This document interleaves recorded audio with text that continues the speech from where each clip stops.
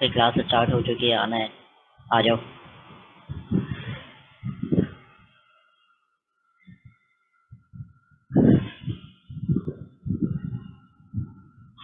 असल में मुझे था कि मैं वीक बाय वीक चलूं, बट अब हो ये रहा है कि अजान खत्म हो जाए फिर मैं बताता हूँ।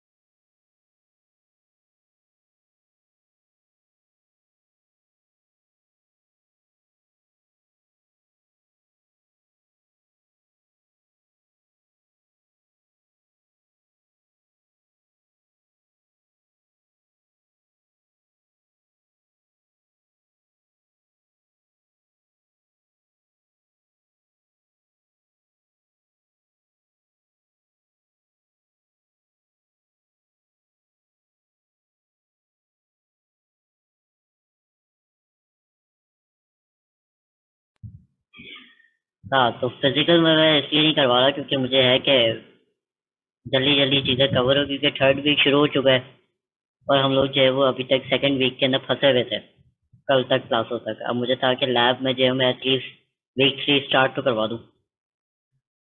असल में जितना हम लोग डिले करते जाएंगे ना, उतना ज़्यादा फिर वो कोर्स पीछे रह जाएगा। मुझे है कि हम असल जो जावा है, जो ऑब्जेक्ट ओरिएंटेड है, उस तक तो पहुंचे, क्लासें बनाना सीखे, ऑब्जेक्ट बनाना सीखे। हम लोग अभी तक वेरिएबल क्या होते हैं, लूप्स क्या होते हैं, जो ऑलरेडी ठीक है सी प्लस प्लस में है। हाँ, कोर्स है इतना। कोर्स एब्स्ट्रैक्ट क्लासेस तक है।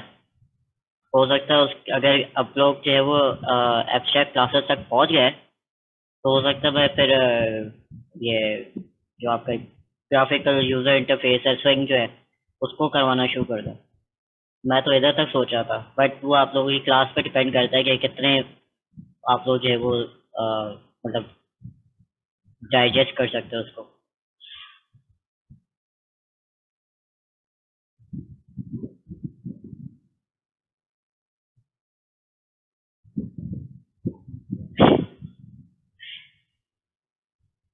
नई गाड़ी और बिल्डिंग नहीं बना सकते जावा के अंदर, वैसे कॉन्सेप्ट बना सकते हो उसका। जब हम लोग क्लासेस में आएंगे ना, तो ये इस तरह के एक्सपेरिमेंट करेंगे हम लोग। बहरहाल, ये जो टॉपिक है, जब मैंने जावा पढ़ी थी, ये फीचर जो है वो जावा के अंदर नहीं था। ठीक है। आ, हाँ, गेम्स भी होती हैं। ठीक है, गेम्स जो आप लोग की ये क्या नाम है, माइनक्राफ्ट है, ये जावा बेस्ड है। ये जावा में बनी थी और अब इन्होंने जो है वो माइक्रोसॉफ्ट वालों ने सी शार्प एक जो है वो कर दिया। फ्लैश गेम्स का मुझे इतना नहीं पता। फ्लैश गेम्स जो है वो उसमें बनाई जाती है, पहले उस पर बनाई जाती थी, क्या नाम है उसका, यूनिटी। Animate, unity. तो अब भी मतलब अब यूनिटी पे बनाई जा रही है, हाँ। बट पहले जो बनाई जाती थी वो ये एक और प्रोग्राम होता था जो कि एनिमेशन का ही होता था, उसमें फ्लैश गेम्स बनती थी पहले। बट अब यूनिटी आ गया और यूनिटी के अंदर जो है वो सारी बन रही होती हैं। यूनिटी है, अनरियल के अंदर जो है वो। हाँ, यूनिटी के अंदर मैं काम कर चुका हूँ। यूनिट मेरे काफी प्रोजेक्ट जो है वो यूनिटी पे है। और सर वो फ्राई ग्राई किसमें बनी है सर? ये आप लोग अगर पिक्चर्स और कलर्स आते हैं वो कैसे आते हैं, हम लोग हमारा जो इधर का टॉपिक है ना वो है ऑब्जेक्ट ओरिएंटेड तक। ऑब्जेक्ट ओरिएंटेड तक हम लोग अगर कर गए ना तो बड़ी वो होगी, बड़ी बात हो जाएगी कि हाँ यार हमने ऑब्जेक्ट ओरिएंटेड पूरा कर लिया। कि पॉलीमॉर्फिज्म क्या होता है, तो ये क्या होता है, ओवरलोडिंग क्या हो रही है, सारी चीज़ें अगर हम लोग कर गए ना तो यही बहुत बड़ा हो जाएगा कि हाँ इन्होंने कर लिया।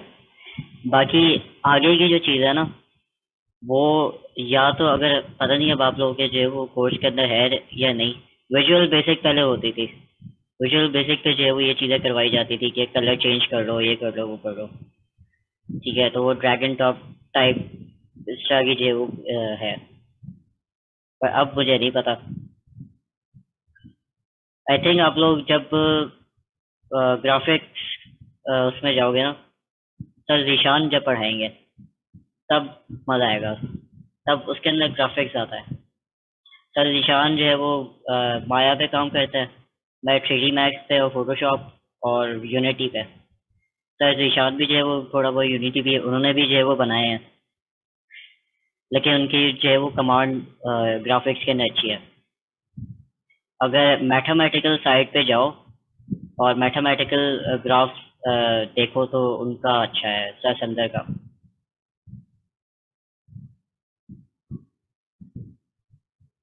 मुझे तो यूनिटी पसंद है। 3D मैक्स पसंद है मुझे, क्योंकि मैं उस पर सीखा हुआ हूँ। तो मुझे वो एक होता है ना चेंज करना, कि यार चेंज पे दूसरे उस पर चला जाओ, वो थोड़ा जो है वो मुझे मुश्किल लगता है। इस वजह से मैं यूनिटी के ऊपर ही बैठा हूँ कि बस, और 3D मैक्स के ऊपर ही बैठा हूँ। मुझे अगर करेक्टर भी बनाना होता तो मैं उसी के अंदर बनाता हूँ।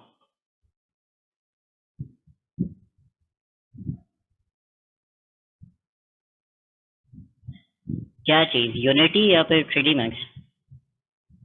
असल में 3D मैक्स और माया एक लाइसेंस्ड वो है, प्रोग्राम्स हैं। ठीक है, तो स्टूडेंट्स के लिए लाइसेंस मिलता है, वो फ्री में जो है वो आप डाउनलोड कर सकते हो। बट यूनिटी एक ओपन सोर्स है। ओपन सोर्स तो नहीं है, बट जिस कंपनी का है उन्होंने जो है वो ये शर्त लगाई हुई है कि अगर आप उस पे आई थिंक 10,000 है, $10,000 ज़्यादा कमा रहे हो तो इससे ज़्यादा फिर आपको लाइसेंस परचेज करना पड़ता है, वरना नहीं परचेज करना पड़ता। वरना आप फ्री में जो है वो, अगर आप सिर्फ छोटे मोटे डेवलपर हो तो आप फ्री में यूज़ कर लो। लेकिन यूनिटी प्रो भी आप खरीद सकते हो, तो वो तब खरीदना पड़ता है जब आप उससे बहुत ज़्यादा बना रहे हो। जावा के लिए मैंने आज तक कभी यूज़ नहीं की। उसके अंदर सी शार्प के अंदर काम होता है। हाँ, क्रैक तो ज़ाहिर बात है, फिर सब कुछ ही क्रैक कर सकते हो। बट वो जो है वो फिर अलग बात हो जाएगी।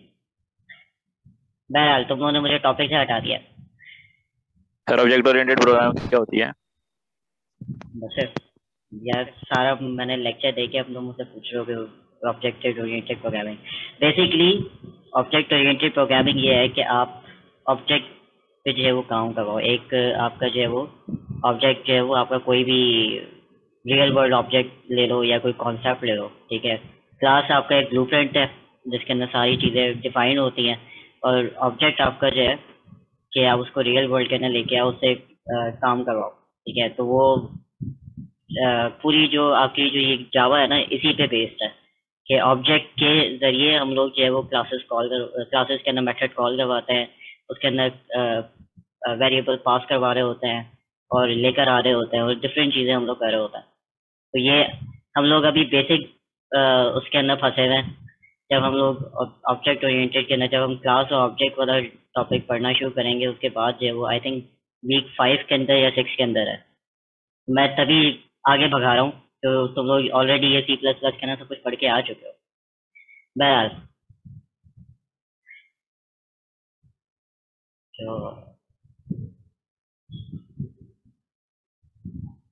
वो प्रोसीजरल प्रोग्रामिंग भी कहलाती है। ठीक है, C++ जब मैंने पढ़ी थी उस वक्त जो है वो प्रोसीजरल लैंग्वेज थी, क्योंकि उसमें जो है वो लाइन बाय लाइन आपका कोड जो है वो चल रहा होता है।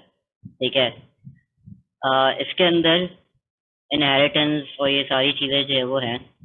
तो क्लास कहीं और से कॉल हो रही है, किसी और क्लास का जो है वो मेथड कॉल हो रहा है, तो ये एक जगह पे जो है वो लाइन बाय लाइन नहीं हो रहा, बट अलग अलग जो है वो एक ही दफ़ा आपने कोड बना के रख दिया, उसी को आप बार बार जो है वो ऑब्जेक्ट के थ्रू कॉल करवाए जा रहे हो। तो ये डिफरेंट थोड़ा है। मैंने बुक्स जो है वो उसके अंदर डाली भी है, ये जो सर अभी ड्राइव का फोल्डर सर है। क्या हुआ? सर आपने अभी कहा ना ऑब्जेक्ट ओरिएंटेड प्रोग्रामिंग में हम जैसे ऑब्जेक्ट डिफाइन कर सकते हैं कोई भी रियल वर्ल्ड। तो जैसे मैंने आपसे पूछा ये कार है, कार ये कोई इस तरह कोई बिल्डिंग है, ये भी तो कोई रियल वर्ल्ड ऑब्जेक्ट है, तो ये हम डिजाइन नहीं कर सकते? हाँ कर सकते हो। फॉर एग्जांपल अगर मैं जब यूनिटी पे काम करता हूँ तो मैं एक कार की क्लास बनाता हूँ, उसके अंदर मुझे पता होता है। या फॉर एग्जांपल मैं प्लेयर की जो है वो एक क्लास बनाता हूँ, उसके अंदर मैं वेरिएबल रखता हूँ कि इसकी हेल्थ इतनी है, ये इसके अंदर जो है वो फंक्शंस है कि ये चल सकता है, ये रन कर सकता है, ये शूट कर सकता है। तो ये सारी चीज़ें होती हैं, ठीक है। वो वर्चुअल वर्ल्ड के अंदर जो है वो चल रही होती है, बट हम उसका आइडिया कहाँ से लाते हैं? रियल वर्ल्ड से लाते हैं, ठीक है। बट वो मतलब प्रोग्रामेटिकली हमने जो है वो कोड किया हुआ होता है, और उसको वर्चुअल वर्ल्ड के अंदर जो है वो हम लोग गेम्स के, तभी मुझे गेम ज़्यादा पसंद है, क्योंकि जब आप कोड कर रहे होते हो आपके सामने नज़र आ रहा होता है सब कुछ कि अच्छा अब ये हो रहा है, अब ये हो रहा है, ठीक है। जावा का मुझे गेम्स का इतना आइडिया नहीं है, बट मुझे ये पता है कि हाँ ग्राफिकल, जहाँ तक मैंने काम किया हुआ है, मैंने स्विंग पे काम किया हुआ है, जिसके अंदर हम लोगों ने जो है वो एक कैफे सिस्टम पूरा बनाया था कि लोग आ रहे हैं और उनको जो है वो रजिस्टर किया जा रहा है, फिर उनकी इंफॉर्मेशन जो है वो पीछे हम लोगों ने जो है वो एसक्यूएल का डेटाबेस जो है वो साथ ज्वाइन करवाया था, ठीक है। तो ये सारी चीज़ें हम लोगों ने की भी हैं। तो मैं चाहता हूँ कि उस तरफ पहुँचे, बट देखते हैं आप लोग ये क्लास कितने आगे तक पहुँच सकती है। बट अगर किसी को प्रोग्राम करना अच्छा लगता है और उसको जो है वो है कि मुझे प्रोग्राम ही बनना है, तो हदाया है बिल्कुल सोसाइटी जो सामने वाली है, तो हदाया इंस्टीट्यूट है वो आप लोगों को, हमें अब मुझे रूल्स नहीं पता, बट हमें थर्ड ईयर में उन्होंने जो है वो इंटर्नशिप दी थी और उन्होंने कोडिंग सिखाई थी जावा की। सर कामरान ने मुझे पढ़ाया था, सर कामरान ने बहुत अच्छा पढ़ाया था, लाइक कॉन्सेप्ट जो है वो उन्होंने क्लियर किया था। फिर जावा ने जो है वो प्रैक्टिकली इतना आगे कर दिया था हमें कि हम अ, आराम से जो है वो निकल के जा सकते थे। कोई भी हमें कोड क्या कहलाता है, सॉफ्टवेयर हाउस जो है वो आराम से उठा लेता। बट इतना जो है वो आपको सर्टिफिकेशन उनकी होती है पूरी, 4 महीने का कोर्स होता है, 4 महीने की इंटर्नशिप होती है, आपको वो 4 महीने गुजारने होते हैं, फिर आपको एंड में सर्टिफिकेट मिलता है। तो बेसिक और फिर एडवांस, जिसके अंदर आपको जो है वो पूरा वो सिखा रहे होते हैं कि एप्लीकेशंस कैसे बननी है एंड्रॉयड की, ठीक है। तो ये सारी चीज़ें बाद में, अभी हम लोग जो है वो ये देखते हैं कि लोकल वेरिएबल टाइप इंटरफेरेंस क्या होता है।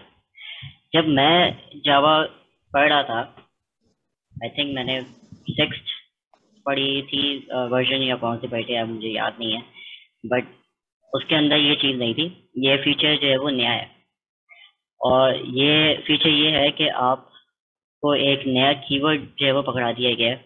अगर आप पाइथन के अंदर देखो, अगर किसी ने कभी पाइथन का कोड होते हुए देखा हो, तो हम लोग जावा के अंदर क्या कर रहे होता है कि पहले डेटा टाइप बताते हैं, उसके बाद हम लोग उसका जो है वो नाम बताते हैं, उसके बाद जो है वो उसको एक वैल्यू असाइन कर रहे होता है। पाइथन में क्या होता है, आपने लिखा वार, एक नाम दिया उसको, और आगे कोई भी वैल्यू असाइन कर दी। अब पाइथन जो है वो खुद ब खुद डिटेक्ट करेगी ये कौन सी वैल्यू थी, ठीक है। सेम चीज अब जावा ने अडॉप्ट की है, ठीक है। जावा कंटिन्यूसली जो है वो चेंज होती जा रही है, तो उसके अंदर नए नए फीचर्स भी आते जा रहे हैं। तो यहाँ पर अब इन्होंने ये फीचर डाला है कि ये डेवलपर को बेसिकली ये अलाउ कर रहे हैं कि यार डिक्लेयर जो आप कर रहे होते हो उसको छोड़ो, कि आपने इंट ए लिखा, फिर सेमीकोलन दिया, फिर नीचे ए इज इक्वल्स टू फलाना, इसको छोड़ो। डिक्लेरेशन वाली जो बात है उसको छोड़ दो, सीधा जो है वो इनिशियलाइज करो, और ये भी बताने की जरूरत नहीं है कि कौन सा आपका जो है वो डेटा टाइप है, ठीक है। तो ये लोकल वेरिएबल्स जो है वो किसी इनर स्कोप के अंदर जो है वो होता है। फॉर एग्जांपल आपके किसी मेथड के अंदर, किसी फंक्शन के अंदर जो है वो डिक्लेयर कर रहे हो, क्या कोई इनिशियलाइजेशन ब्लॉक के अंदर, या लूप के अंदर, या इफ के अंदर इसके अंदर जो है वो आप इसको डिफाइन करवा सकते हो। तो जावा क्या करता है कि वो टाइप, डेटा टाइप जो आपने जो है वो वैल्यूज अंदर डाली हैं, जो लिटरल्स आपने अंदर डाले हैं, वो रन टाइम पे खुद ही डिटेक्ट करते हैं कि कौन से डेटा टाइप हो सकती है। तो आपके जब आप लोग क्या कहलाता है, इंट आप लोग लिख रहे होते हो, इंट के आगे अगर आप वार लगा रहे हो, VAR, ठीक है, तो ये आपका क्या है, आइडेंटिफायर है, ठीक है। लेकिन अब क्या किया है जावा ने, इसको जो है वो एज ए कीवर्ड भी कर दिया, ठीक है, जो कि वेरिएबल्स के लिए डिक्लेयर करने के लिए, इनिशियलाइज करने के लिए होता है। हम लोग पहले क्या करते थे, इंट और आगे ए या काउंटर या कुछ भी जो है वो लिख के और सेमीकोलन लगा के उसको डिक्लेयर करते थे।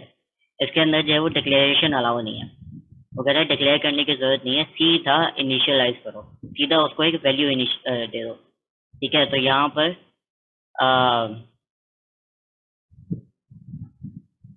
जैसे यहाँ पर सेल्फ डिफाइन हुआ है, वैसे ही आगे आप लोगों को जो है वो खुद ही जो है वो आप कोई भी वैल्यू दे दो, वो खुद ब खुद जो है वो डिटेक्ट करके बताएगा ये कौन सी जो है वो वैल्यू दी है।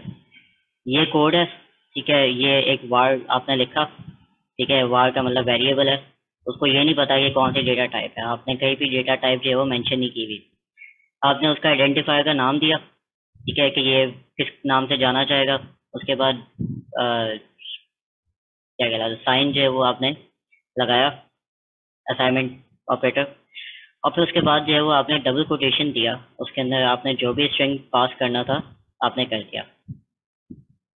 इसी तरह कैरेक्टर के अंदर जो है वो सिंगल कोटेशन, और आपने जो भी कैरेक्टर डालना था आपने डाल दिया। इसी तरह कोई भी नंबर दोगे तो वो उसको एज अ इंट, क्योंकि डिफॉल्ट वैल्यू आपकी जो है वो इंट होती है, तो एज अ इंट जो है वो ले लेगा। फिर आपके पास जो है वो लॉन्ग कैरेक्टर्स, आप एंड में जो है वो एल लगा दोगे तो वो उसको भी ले लेगा, ठीक है। इस अंडरस्कोर पे मैं बाद में आता हूँ ये क्यों होता है। फिर आपके पास फ्लोटिंग वैल्यूज, ठीक है, अगर आप कोई भी वैल्यू उसके आगे जो है वो एफ नहीं लिखोगे तो वो क्या अज्यूम करेगा, डिफॉल्ट वैल्यू क्या है फ्लोट की, डबल, तो उसको एज अ डबल ले लेगा। इसी तरह आप अगर डबल जो है वो उसको डिक्लेयर कर दो, या मतलब आगे जो है वो डी लगा दो, तो वो उसको जो है वो निशानदेही हो जाएगी, इंडिकेट हो जाएगा कि हाँ ये डबल है। और इसी तरह एफ लगा दोगे तो ये फ्लोट बन जाएगा, ठीक है। तो जावा को जब आप चीज़ें इनिशियलाइज करवा रहे होते हो तो उसके सेंटेक्स से ही पता लग जाता है कि क्या चीज़ जा रही है अंदर, ठीक है। डबल कोटेशन तो स्ट्रिंग है, सिंगल कोटेशन तो कैरेक्टर है, अगर सिर्फ नंबर जा रहा है तो इंट होगा, अगर इंट के आगे एल लगा दिया है तो लॉन्ग होगा, अगर आपने कोई ऐसी फ्लोट वैल्यू लिख दी है तो बाय डिफॉल्ट वो डबल होगा, अगर आपने स्पेसिफाई करना है तो आप डी लगा दोगे, अगर आपने जो है वो फ्लोट स्पेसिफाई करना है तो आप एफ लगा दोगे, ठीक है। तो ये आपके हो गए स्पेशल इंडिकेटर्स जो कि आपके जावा के अंदर ऑलरेडी सिंटैक्स के अंदर बिल्ट इन है। इसकी वजह से वो डिटेक्ट करवा देता है कि अच्छा ये कौन सा वेरिएबल डाला होगा, इसने किस डेटा टाइप का डाला होगा, ठीक है। अब नोट करने की बात यह है कि इसके अंदर कहीं पे भी बाइट या शॉर्ट नहीं है, ठीक है, क्योंकि उसका कोई स्पेशल इंडिकेटर ही नहीं है, ठीक है। तो वार जो है वो कभी भी बाइट और शॉर्ट जो है वो स्टोर नहीं कर रहा होता, उसको सीधा जो है वो इंट में कर देता है, ठीक है। अच्छा, अब पिछले वीक में मुझे एक चीज़ बतानी थी लेकिन मैं उस वक्त मैं नहीं बताया, बट यहाँ पर आप लोग अंडरस्कोर देख रहे होगे, ठीक है। अब ये अंडरस्कोर की कहानी देखते हैं कि अंडरस्कोर क्यों है। जब हम लोग कोई वैल्यू लिख रहे हो गया, जब हम लोग कोई वैल्यू लिख रहे होते हैं मैथमेटिकल, फॉर एग्जांपल अगर हम लोग 10,000 लिख रहे हैं, ठीक है, तो 3 जीरोस के बाद हम लोग एक कॉमा देते हैं, ठीक है, तो हमें पता होता है कि अब ये 1000 की वैल्यू है, तो पीछे उसके जो भी होगा कि ये 10,000 है, ठीक है। तो जब हम लोग लॉन्ग के ऊपर काम कर रहे होते हैं तो हमारे पास बहुत सारे जीरोस हो सकते हैं, ठीक है, इतने नहीं होते बट इतने एटलीस्ट होंगे, मिलियन तक तो होंगे, बिलियन तक तो होंगे। ठीक है, तो इतने सारे जब आपके पास जीरोज आ जाते हैं तो इनके लिए ट्रैक करना मुश्किल हो जाता है कि कितने जीरोज है। अब आपको क्या करना पड़ेगा, काउंट करना पड़ेगा कि कितने जीरोज है, ताकि मुझे ये पता लगे अच्छा ये 1000 है, अच्छा ये मिलियन है, अच्छा ये उसके बाद बिलियन है, तो उसके बाद ये 100 बिलियन होगा या अच्छा करके, या क्वाड्रिलियन होगा। ठीक है, इसका आपको क्या करना पड़ेगा, काउंट करना पड़ेगा। लॉन्ग के अंदर लंबी वैल्यूज है वो डाली हुई होती हैं। तो हम लोग अपनी इजीनेस के लिए क्या कर रहे होते हैं, हर 3 जीरोस के बाद एक कॉमा लगा देते हैं। ठीक है, ताकि हमें उसका वो पता लगता रहे कि ये कौन से उसके अंदर है, टेंस के अंदर है। ठीक है, जावा के अंदर ये कैसे करोगे? ठीक है, अगर आप एक ऐसी वैल्यू के ऊपर काम कर रहे हो जो कि बहुत लंबी है, तो उसके लिए आप लोग क्या करते हो कि एक अंडरस्कोर लगा देते हो। ठीक है, ये अंडरस्कोर प्रिंट नहीं होता। अगर आप इसको प्रिंट करने की कोशिश करोगे ये प्रिंट नहीं होगा, बट ये प्रोग्रामर के लिए या डेवलपर के लिए इजीनेस के लिए उन्होंने अंडरस्कोर दिया है कि ये अंडरस्कोर आप लगा दो तो ये एज अ कॉमा ही काम कर रहा होता है, ताकि आपको ये, अगर मैं इसके बगैर काउंट करने की कोशिश करूँ तो मुझे टाइम लगेगा, बट अगर मैं ऐसे जो है वो लगा दूंगा तो मुझे पता होगा कि अच्छा ये 10 है और ये जो है वो 100 है और ये 1000 है और ये फिर जो है वो 10,000 है, ये 10,000 से जो है वो आके मिलियन हो गया और इस तरह करके मुझे पता लगता रहेगा।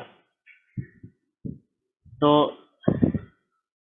कहाँ गया ये, तो इधर इन्होंने 3 डिजिट के बाद एक सेमी कॉलन कह रहा हूँ, अंडरस्कोर जो है वो लगा दिया। अंडरस्कोर इसलिए लगाया है कि ये ऐसा कॉमा काम कर रहा है। ये 1024 है। ठीक है, नंबर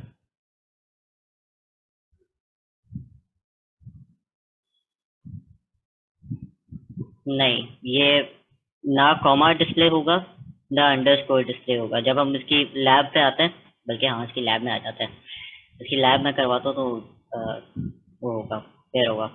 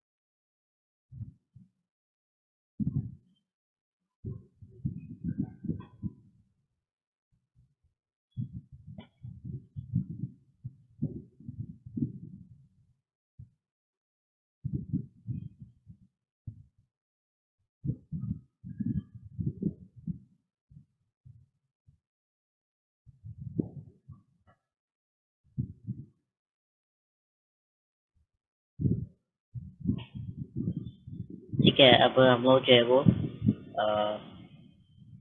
केवी की वैल्यू प्रिंट करते हैं।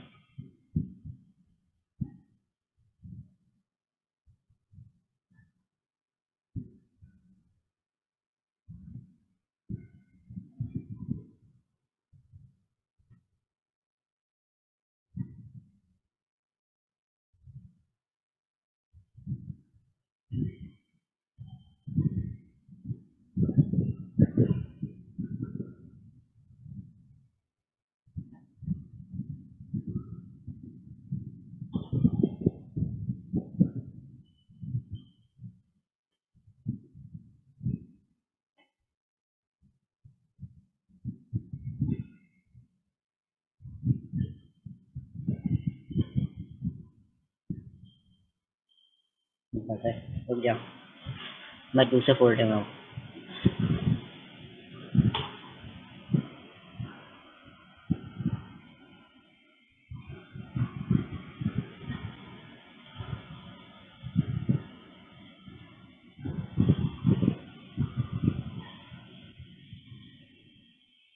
ठीक है, तो यहाँ पर जो है वो हम लोगों ने यहाँ पर इसके अंदर जो वैल्यू असाइन की हुई है उसके अंदर एक हमने डाला हुआ है अंडरस्कोर, बट ये नज़र नहीं आएगा। ये सिर्फ प्रोग्रामर की और या डेवलपर की जो है वो आसानी के लिए है। ठीक है, अगर हम इसको फॉर एग्जांपल 0, ठीक है, और एक और अंडरस्कोर लगाएं 0, एक और अंडरस्कोर लगाएं 0, ठीक है, इसको हम प्रिंट करवाते हैं। तो ये ऐसे ही प्रिंट होगा, बट प्रोग्रामर जब कोड कर रहा होता है तो उसके लिए आसानी होगी। अच्छा ये जो है वो 1000 है, अच्छा ये जो है उसके बाद ये मिलियन है, उसके बाद जो है वो ये जो भी नंबर आता है वो है, ठीक है। तो इस तरह सिर्फ प्रोग्रामर की इजीनेस के लिए है ये। अच्छा, बाकी मैसेज को अगर प्रिंट करवाते हैं,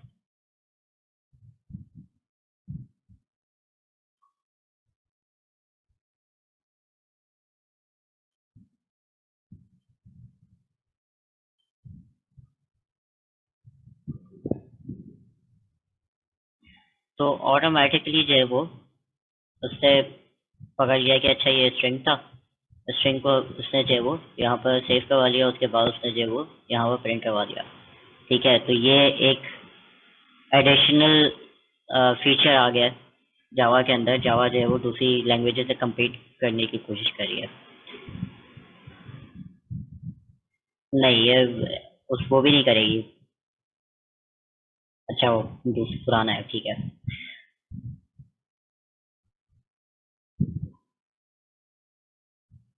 ये सारा समझ में आ गया कि वाह क्या कर रहा है। यस सर, क्लियर है। ठीक है। Yes sir. आ, आप लोग का सीआर का है?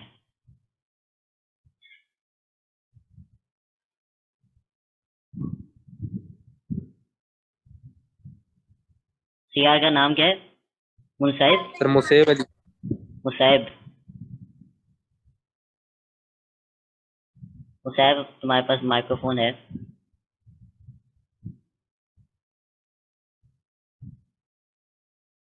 आप लोग का सीआर सो रहा है। अपने सीआर जवाब ही नहीं दे रहा।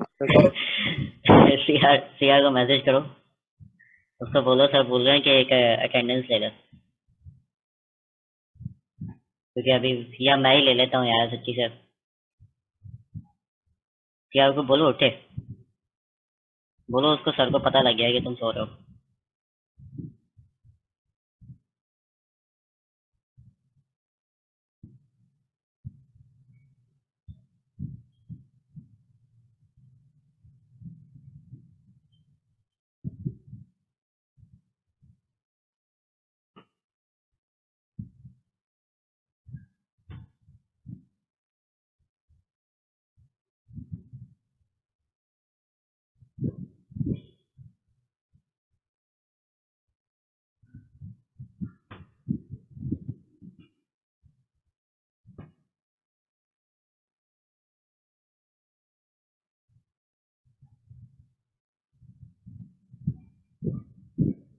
कर दिया मैसेज आ रहा है। ठीक है।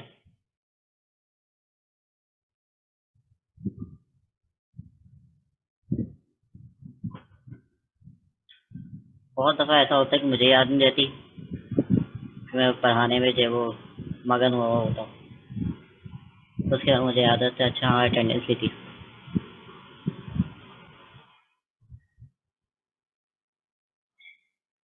सीआर एक काम करो, जब देखो ना कि सबसे ज्यादा पार्टिसिपेंट्स हैं, तो एक जो है ना स्क्रीनशॉट ले लिया करो सारे पार्टिसिपेंट्स के नाम के साथ, ठीक है। ये भेज मुझे जो है ना व्हाट्सएप कर दिया करो हर क्लास के अंदर, ठीक है। अब हमारे पास कितने मिनट रहते हैं? 7 मिनट्स है, बहुत टाइम है। अच्छा, ठीक है। अच्छा, फिर उसके बाद हम लोग जो है वो एरे को भी जो है वो आराम से डिक्लेयर कर सकते हैं var की मदद से, ठीक है। हम लोग क्या करेंगे, var लिखेंगे, उसके बाद उसका कोई नाम देंगे, ठीक है, इज इक्वल्स टू, उसके बाद एक न्यू का कीवर्ड जो कि ऑब्जेक्ट बनाने में या फिर रेफरेंस लेने में काम आता है, और उसके बाद हम लोग जो है वो इंट डेटा टाइप बताएंगे, उसके अंदर बता देंगे कितने एलिमेंट्स जो है वो डालना है, ठीक है। यहाँ पर कुछ सिंटैक्स जो है वो अलाउ नहीं है।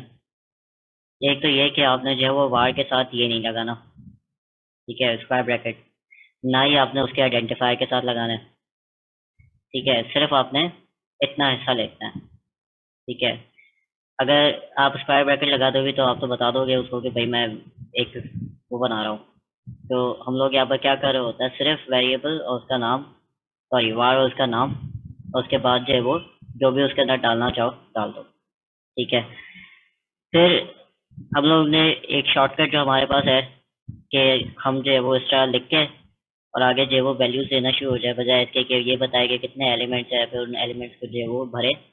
इससे बेहतर ये है कि कर्ली ब्रैकेट लगाओ और वैल्यू लिखना शुरू हो जाओ, ठीक है। ये जो शॉर्टकट था ये भी अलाउ नहीं है। तो इसकी जो है वो हम लैब देखते हैं।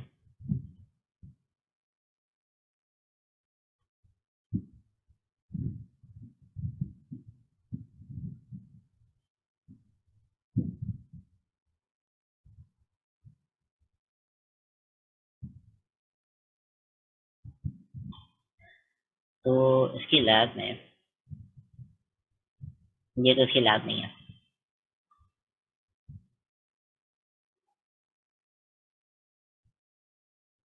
चलो भाई ठीक है, फिर मैं कॉपी कर लेता हूँ। ओके।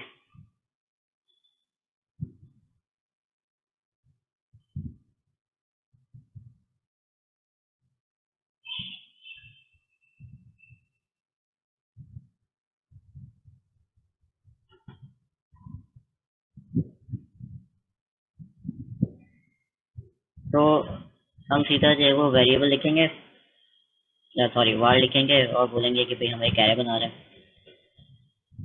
और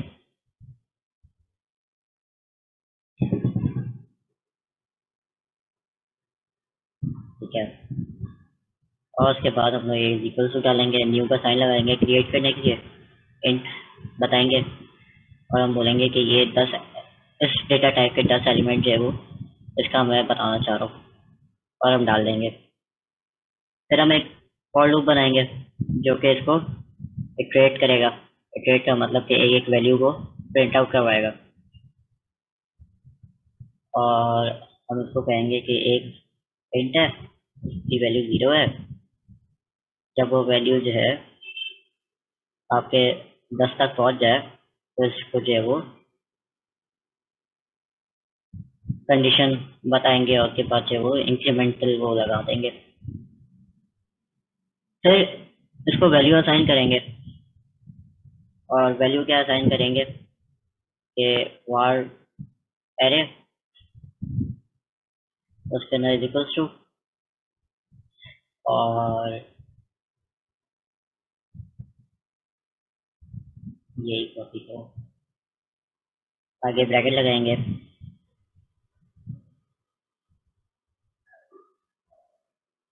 अच्छा सॉरी,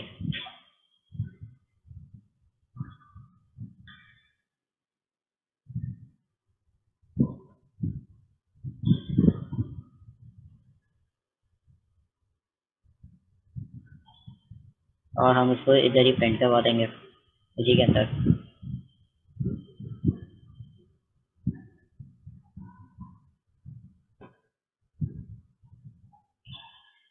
इसको हम स्ट्रिंग के अंदर बंद करेंगे, ठीक है। फिर यहाँ पर एक और स्ट्रिंग लगाएंगे,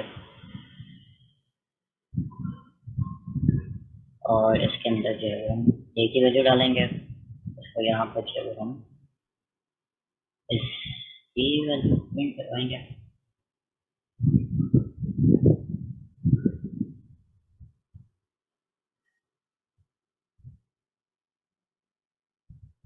ठीक है, तो हम लोग ने जो है वो ये एक वो बना दिया।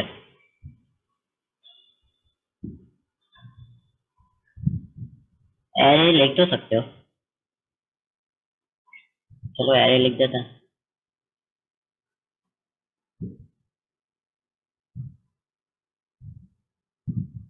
मुझे नहीं लगता कि ये कोई कीवर्ड है, क्योंकि एरे की पहचान जो है वो आपकी स्क्वायर ब्रैकेट से होती है। बस देख लेते हैं, हो सकता है।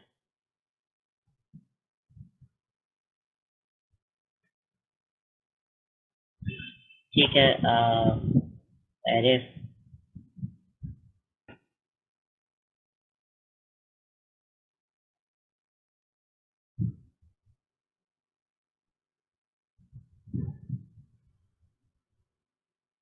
मुझसे और करवाओ मेरा नाम चेंज। ठीक है,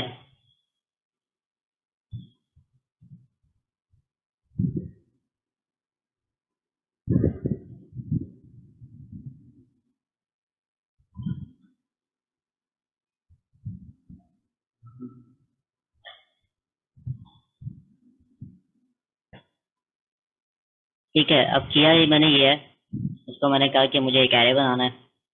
ठीक है, और उसको बेसिकली कहा कि भाई मुझे नहीं पता ये क्या है, खुद ही डिटेक्ट कर लो उसको देख के कि ये क्या चीज़ है। उसने डिटेक्ट कर लिया कि ये एरे है।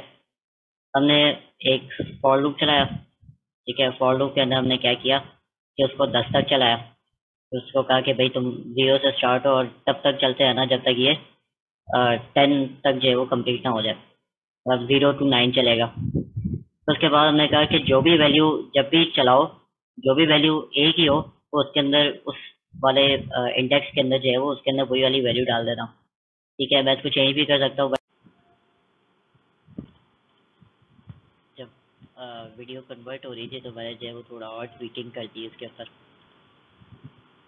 बहरहाल, तो अभी मैंने क्या किया है कि वो तो समझ में आ गया होगा कि हाँ यार 10 दफ़ा चलेगा और फिर वही वैल्यू जो है वो उसी के अंदर जा रही है। ठीक है, अब मैंने क्या किया कि इस वाले ब्लॉक के अंदर ये ब्लॉक जो है वो शुरू में चलता है जब फॉर लूप के ऊपर जब आती है बारी आती है उसकी, तो सबसे पहले जो है ना ये चीज़ चलती है। ये क्या करती है, इनिशियलाइज करवाती है। आपने जो भी वेरिएबल्स डाल दें उसके अंदर आप डाल के इनिशियलाइज करवा दो। ठीक है, दूसरी जो ब्लॉक है इसका, वो कोई कंडीशन इसमें डली हुई होती है। ठीक है, और फिर ये वाला जो है जब ये एंड तक पहुंच जाता है ना, तो क्या, जब ये वाला ब्लॉक तब चलता है जब एंड तक पहुंच जाता है ना, तो फिर इसके बाद वापस कंट्रोल आता है। तो ये इंक्रीमेंट करता है, फिर इंक्रीमेंट करता है, तो ये तो एक दफ़ा चल चुका होता है फिर वापस इसी पे आता है और आगे चलता रहता है। यही मामला चलता रहता है कि इधर से स्टार्ट होता है, ये ख़त्म होता है, इधर इंक्रीमेंट होता है, फिर यहाँ से स्टार्ट होता है, फिर इंक्रीमेंट होता है, इधर ख़त्म हो जाता है। ठीक है, तो मैंने क्या किया कि मैंने एक इनिशियलाइज करवाने के बजाय मैंने बी भी इनिशियलाइज करवा दिया उधर ही, कॉमा लगा के। ठीक है, सेमी कॉलन अलग चीज़ है, कॉमा अलग चीज़ है। फिर मैंने क्या किया कि यहाँ पर जो इंक्रीमेंट हो रहा था, इधर कॉमा लगा के इसको जो है वो एक वैल्यू असाइन कर दी कि हर वैल्यू के बाद जो है ना 2 प्लस हो जाना। मतलब जैसे ये ख़त्म हो, शुरू में ये 0 होगा, जैसे ये ख़त्म होगा तो इसमें 2 प्लस हो जाएंगे, फिर ये ख़त्म होगा इसमें 2 और प्लस हो जाएंगे, फिर ये ख़त्म होगा फिर इसमें 2 और प्लस हो जाएंगे। तो मैंने, क्योंकि मुझे इसको भरना था एरे को, इस वजह से जो है वो मैंने ये लॉजिक लगाई है। तो अब मेरा जो रिजल्ट, पहले मेरा रिजल्ट ये था, मैं सिर्फ वन वेरिएबल यूज़ किया हुआ था। अब मेरा जो है वो ये है कि उसको जो है वो मैंने बी की वैल्यू असाइन कर दी है। बी जो है वो जैसे ही इसके पास से कंट्रोल जाता है तो ये एक दो जो है वो इसके बढ़ा देता है। तो समझो इवन का जो है वो एक पूरा वो बन गया एरे। ठीक है, जो भी बैठे हुए अपने सारे रोल नंबर जो है ना चैट में डालते जाओ। ठीक है, इसमें से किसी को कोई क्वेश्चन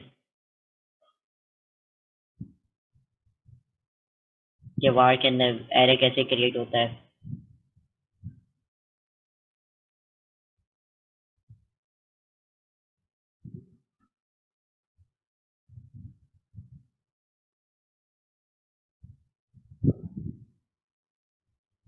क्लियर है? ठीक है, फिर भी अगर कोई क्वेश्चन हो तो मुझसे चैट पे पूछ लेना।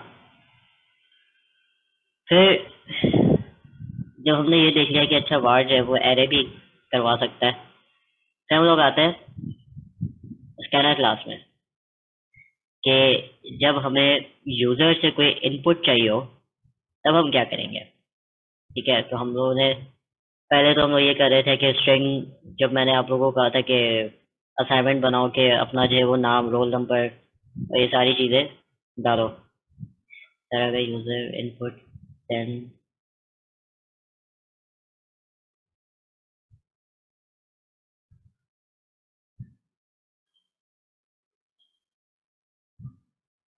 चिराग मुझे कुछ समझ में नहीं आया तुमने क्या लिखा है सर। अगर यूजर इनपुट 10 से ऊपर देगा तो एरर देगा। हाँ यही होता है। कहा गया वो एरर की बात करो इसकी।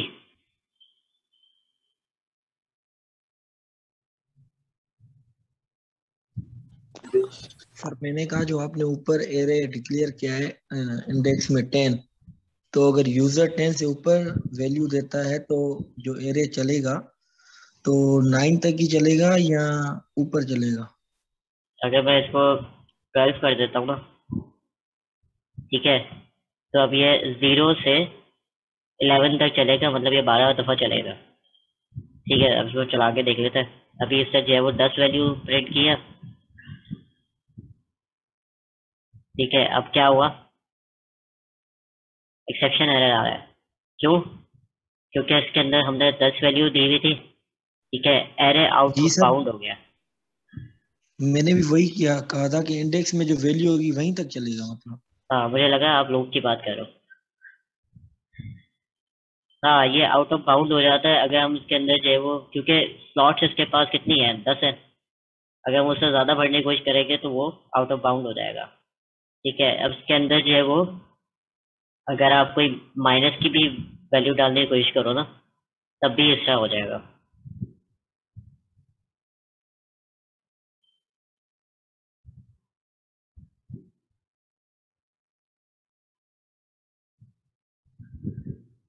और किसी का कोई क्वेश्चन है? फॉर एग्जाम्पल अगर मैं यहाँ पर जो है वो कोई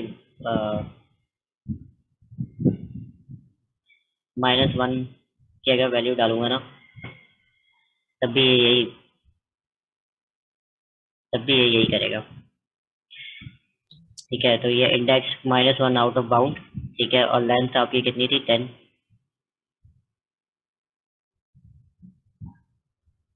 ठीक है, तो एरे के अंदर ये होता है कि अगर आप उससे ऊपर चले जाओ या उससे नीचे चले जाओ, उसकी बाउंड से, उसकी रेंज से, तो फिर वो एरे देना शुरू हो जाता है। एक्सेप्शन है ये।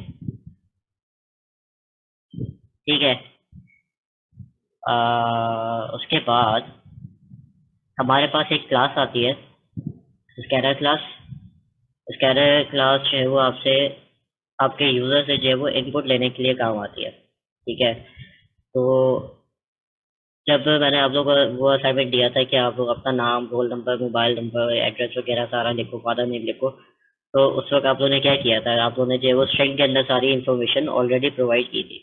बट अगर आपको मैं बोलूँ कि यार ऐसा प्रोग्राम बनाओ जिससे आप वो प्रोग्राम सिर्फ मुझसे पूछे और फिर इंतजार करें मेरा कि मैं कुछ टाइप करूं और फिर उसके बाद वो मुझे मेरी इन्फो दे। ठीक है, तो जब इनपुट की बात आती है तब हम लोग जो है वो स्कैनर क्लास जो है वो यूज करते हैं। अच्छा, एक पहली वार्निंग दे दूं। ठीक है, काफी लोग इसका कोड देख के जरा घबरा जाते हैं और कहते हैं कि यार सर ये कैसे हो गया। सो ये जो आगे कोड होने वाला है, ये आप लोग को तब समझ में आएगा जब हम लोग जो है वो क्लास और ऑब्जेक्ट्स का चैप्टर में आएंगे। ठीक है, अभी तक हम लोग जो है वो बेसिक पढ़ रहे हैं। बट क्योंकि यूजर इनपुट जब मैं क्लास में दे देता हूँ तो प्रोग्रामिंग फन हो जाती है। ठीक है, तो इस वजह से जो है वो मैं ये चाहता हूँ कि इसको मैं जो है वो कवर करूँ। ये स्कैनर क्लास जो है एक पैकेज से आती है। ठीक है, जो कि पैकेज होता है फोल्डर बेसिकली। तो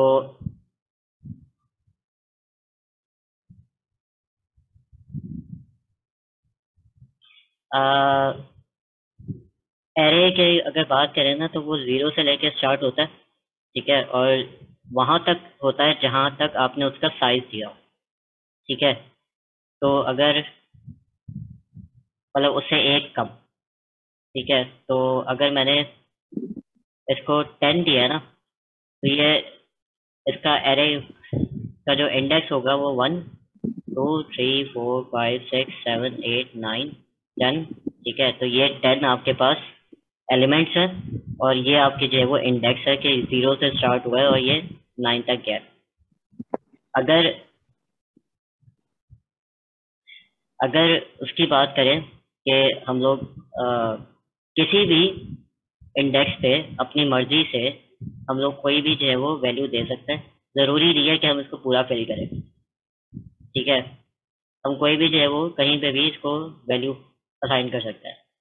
मैं अगर बोलूँ कि मुझे 2 के ऊपर ये वैल्यू चाहिए, मैं आसानी से जो है वो इसको असाइन करवा सकता हूँ। मसला कब आता है? अच्छा, वो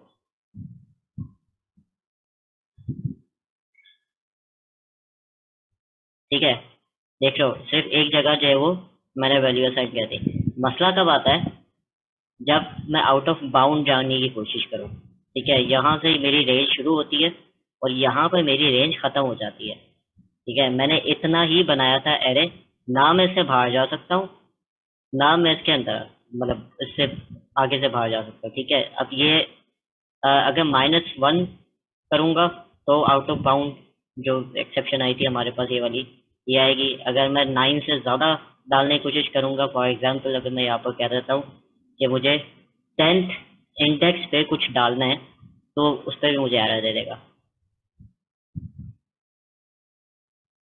ठीक है, तो वो कहेगा कि out of bound index 10 out of bound for length 10। ठीक है, एलिमेंट्स हमारे पास या एलिमेंट्स आपके पास जो है वो 10 आएंगे, बट इंडेक्स आपका 0 to 9 है। ठीक है, उससे बाहर जाओगे, उससे मतलब माइनस में जाओगे, प्लस में जाओगे, तो वो फिर मसला करेगा। ठीक है, फिर से एरे को स्कैनर क्लास पे आ जाओ। तो स्कैनर क्लास जो है हम लोग एक पैकेज से निकालते हैं। तो वो पैकेज है वो आपका java.util, ये समझो फोल्डर्स है। ठीक है, जावा के अंदर एक यूटिल का फोल्डर है, पैकेज जो है वो आपके फोल्डर्स कहलाता है जावा के अंदर। तो इसके अंदर से जो है वो हम लोग एक क्लास निकाल के लाते हैं जिसका नाम है स्कैनर। उस स्कैनर क्लास का हम एक ऑब्जेक्ट बनाते हैं। ठीक है, उस ऑब्जेक्ट को क्रिएट करते हैं जो कि हमें एक्सेस देता है उस स्कैनर क्लास के जितने भी मेथड्स या वेरिएबल्स होंगे उनका एक्सेस देता है। थ्रू ऑब्जेक्ट हम उसके मेथड्स जो है वो कॉल करवा रहे होते हैं और उसके जो है वो वेरिएबल्स कॉल करवा रहे होते हैं। ये अगर अभी क्लियर नहीं हुआ, कोई फिक्र की बात नहीं है, ये है थोड़ी एडवांस चीज़, बट एक इंट्रोडक्शन देनी होती है मुझे थोड़ी बहुत, तो मैं दे रहा हूँ। जब हम लोग क्लास एंड ऑब्जेक्ट के ऊपर आएंगे, आई थिंक 6 के अंदर है, वीक 6 है। ठीक है, 5 है या 6 है। ठीक है, उसके अंदर जो है वो आपको क्लास एंड ऑब्जेक्ट बनाना जो है वो सिखाऊंगा। बट अभी के लिए सिर्फ ये समझो कि हम इस स्कैनर क्लास का एक ऑब्जेक्ट बनाएंगे, उस ऑब्जेक्ट से जो है हम मेथड कॉल करवाएंगे। ठीक है, कौन कौन से मेथड कॉल करवाएंगे? ये कुछ मेथड्स हैं जिनको हम कॉल करवा सकते हैं। एक नेक्स्ट बूलियन है, एक नेक्स्ट बाइट है, एक नेक्स्ट जो है वो डबल, एक नेक्स्ट फ्लोट, एक इंट और नेक्स्ट लाइन। नेक्स्ट लाइन जो है वो आपके स्ट्रिंग के लिए यूज होता है। ठीक है, और फिर नेक्स्ट लॉन्ग और नेक्स्ट शॉर्ट। अब इसको जो है वो हम यूज करके देखते हैं।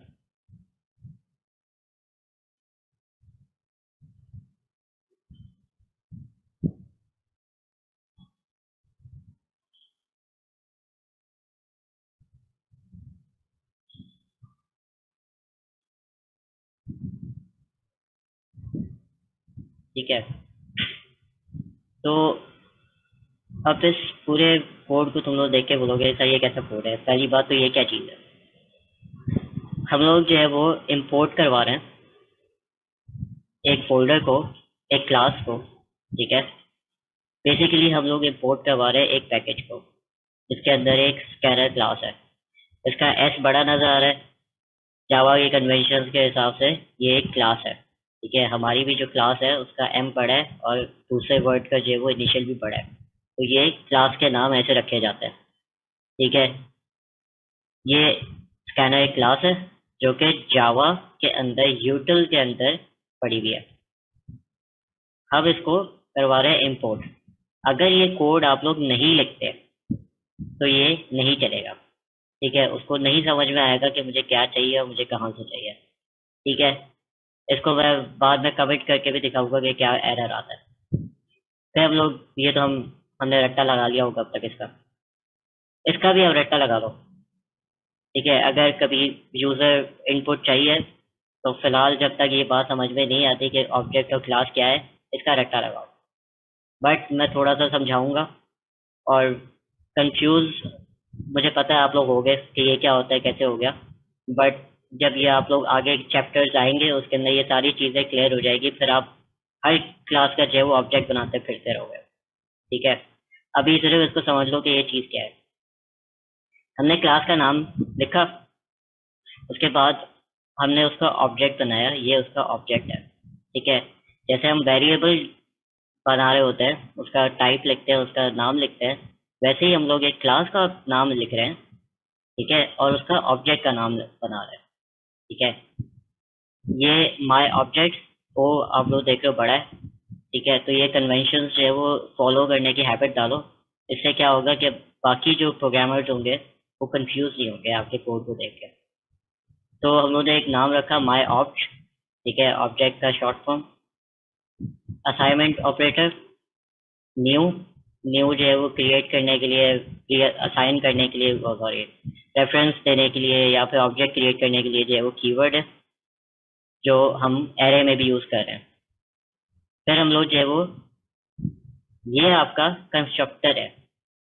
कंस्ट्रक्टर जो है वो एक मेथड होता है, ठीक है। अभी भी इस पर कंफ्यूज हो गया मुझे पता है, बट ये एक कंस्ट्रक्टर नाम की चीज होती है जो कि एक मेथड होता है, जो जब क्लास स्टार्ट होती है तो उसके वेरिएबल्स इनिशियलाइज करने के काम आता है। बट इसको अब हम लोग जो है वो अभी हम नहीं देख रहे। ये एक आर्ग्यूमेंट या पैरामीटर ले रहा है जो कि सिस्टम क्लास का ऑब्जेक्ट है, ठीक है। ये चीज वो ले रहा है। अब मुझे पता है आप लोग कंफ्यूज हो गए होंगे ये क्या है, बट अभी आई थिंक कोई भी नहीं इसको समझ सकता, ठीक है। तो इसका जो है वो रट्टा लगा दो, सिंपल। आगे जाके जब आप लोग इसको यूज कर रहे होगे तो ये आपकी डेली लाइफ का पार्ट बन जाएगा। ये जावा के अंदर object banana is very normal, but क्योंकि अभी तक हम लोग उधर नहीं आया तो थोड़ा मुश्किल लगेगा, ठीक है। इन चीज़ों का ख्याल रखना कि क्या कैपिटल रखना है, ठीक है। ये स्कैनर और ये इसका कंस्ट्रक्टर का एस जो है वो कैपिटल रखना है। ये भी एक सिस्टम क्लास है। सिस्टम हमने कहाँ पर यूज़ की थी, सिस्टम डॉट आउट प्रिंटलन, ठीक है। तो ये वही क्लास है, उसके दो ऑब्जेक्ट्स हैं, एक जो है वो इन है और एक आपका आउट है। फिर हम लोग क्या कर रहे हैं, एक स्ट्रिंग जो है वो प्रिंट आउट करवा रहे हैं, ठीक है, एंटर यूजर नेम। और फिर हम लोगों ने पिछली क्लास में पढ़ा कि हम लोग स्ट्रिंग वेरिएबल्स भी जो है वो डिक्लेयर कर सकते हैं। तो स्ट्रिंग लिखेंगे, स्ट्रिंग एक क्लास है तो एस बड़ा है, उसका एक नाम देंगे, उसका मैं नाम जो है वो यूजर नेम रखा है।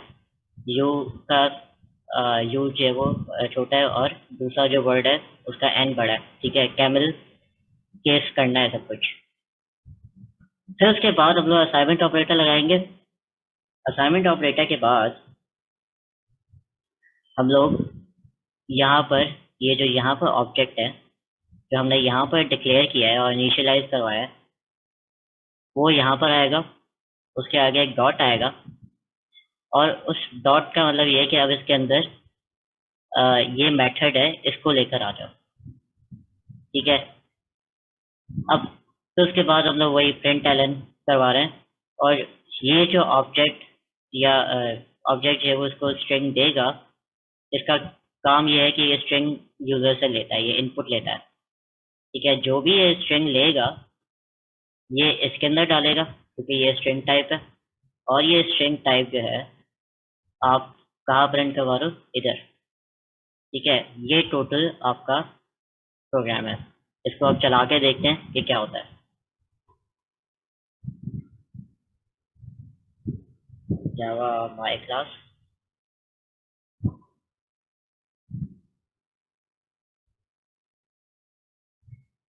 ठीक है।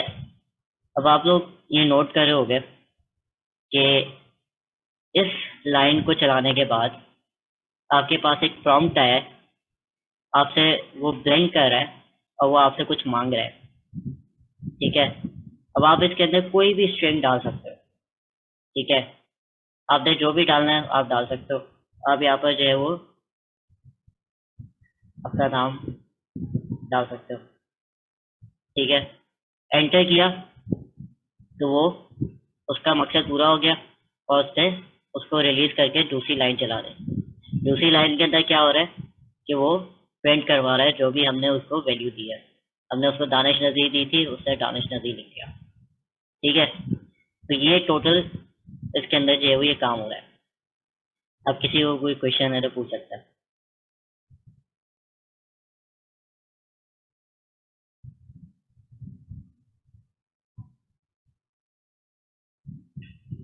क्लियर है? अभी भी किसी किसी को भी कोई क्वेश्चन हो तो वो पूछ सकता है, चैट करना लिखकर। मुझे पता है ये थोड़ा हजम करना जो है ना थोड़ा मुश्किल हो जाता है क्योंकि इस स्लाइड की वजह से और इसकी वजह से, ठीक है। एक दफ़ा फिर रिव्यू कर रहा हूँ कि इम्पोर्ट का जो है इसलिए यूज़ हो रहा है।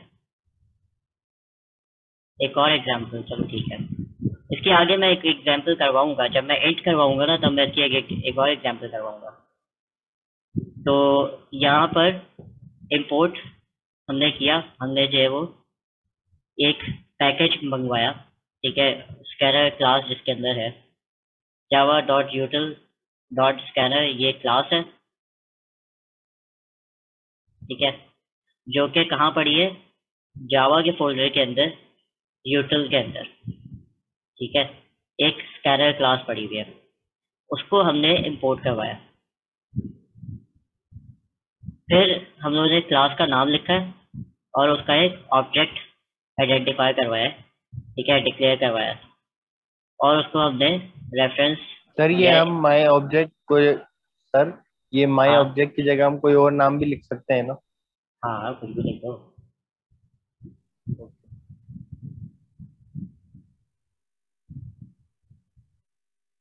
अच्छा, सारा हो गया, ठीक है। अब ये जहाँ जहाँ इसका रेफरेंस है ना वहाँ वहाँ चेंज भी करना पड़ेगा। जैसे यहाँ पर है ना, इसको चेंज करना पड़ेगा, ठीक है। इसकी जगह आप जो लिखना चाहो आपकी मर्जी। स्कैनर क्लास है एक, उसका हमने कोई ऑब्जेक्ट बनाया, ठीक है, उसको एक रेफरेंस, ये हम एरे में भी लिखते आ रहे हैं, कीवर्ड यूज़ किया, और उसका ये कंस्ट्रक्टर है। कंस्ट्रक्टर बाद में आके क्लियर होगा, अभी नहीं क्लियर होगा, जब उसको यूज़ करना सीखोगे तब क्लियर होगा। बट एक मेथड होता है जो कि वेरिएबल्स को जो है वो इनिशियलाइज करने के लिए होता है। ये क्लास का ऑब्जेक्ट है सिस्टम इन का, जो कि इसको हम पास कर रहे हैं।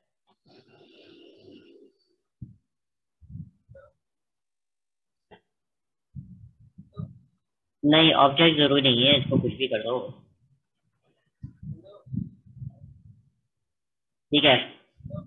इसका कोई भी नाम रख सकते हो, बट जहाँ पर आप ये करवा रहे हो ना कॉल, इसके क्या कहते हैं मेथड को, तो उधर जो है वो इसका ऑब्जेक्ट चेंज करना। ऑब्जेक्ट के बाद हमेशा एक डॉट आता है और उसके बाद जो है वो उसका मेथड आता है।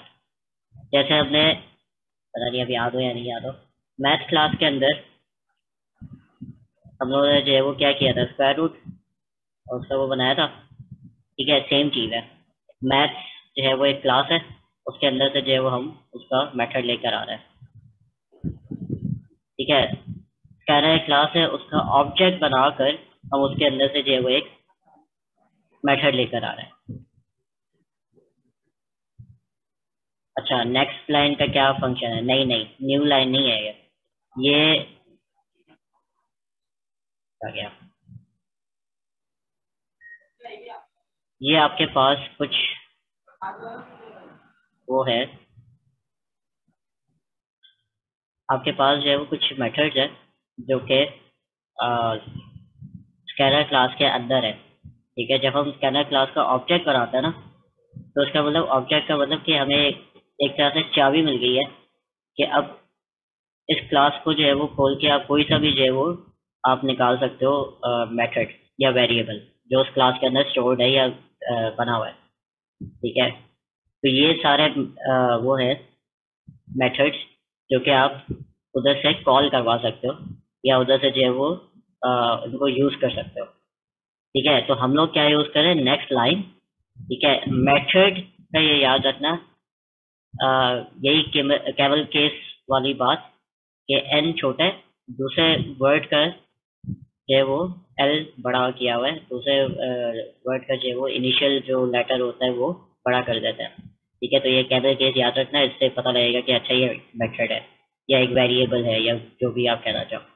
ठीक है, तो ये इसके साथ जो है वो पैरेंथेसिस लगेगा, तो ये एक मेथड है। ठीक है, जो क्या कर रहे हैं, रीड कर रहा होता है, जो भी यूजर स्ट्रिंग वैल्यू दे उसको रीड कर रहा होता है।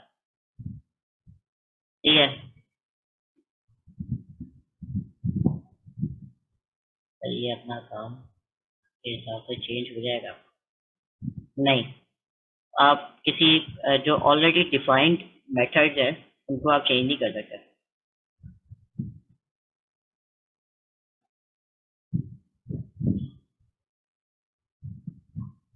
हाँ, जो भी मेथड लेना है, इसके आगे एक और लैब भी आएगी, इसके अंदर हम लोग इंट यूज करेंगे।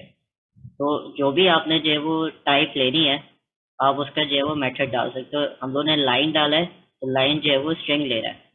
ठीक है, अगर हमें इंट लेना होगा तो हम इंट वाला डाल देंगे, हमें अगर बूलियन लेना होगा हम बूलियन वाला डाल देंगे।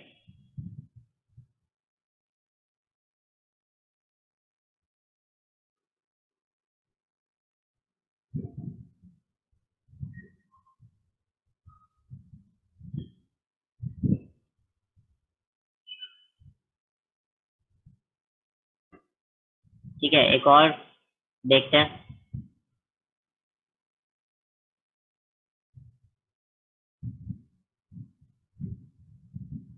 हाँ, सी प्लस प्लस के अंदर वैल्यू लेना जो है वो बहुत इजी होता है। ठीक है, सी इन लिखते हैं, उसके आगे जो है वो फिर शुरू हो जाओ, जो लिखना है लिखो। बट इसके अंदर जो है वो नहीं है।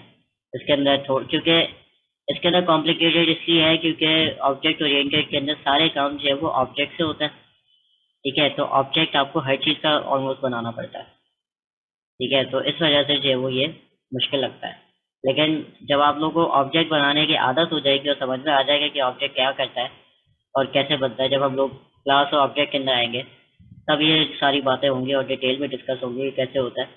तो उस वक्त जो है वो आपको ये डेली लाइफ रूटीन टाइप चीज़ लगेगी कि अच्छा कोड करना है, ऑब्जेक्ट बनाना है, चलो इससे ऑब्जेक्ट बनाना है। ठीक है, तो ये उस वक्त आसान हो जाएगा, लेकिन अभी थोड़ा वाकई मुश्किल आएगा।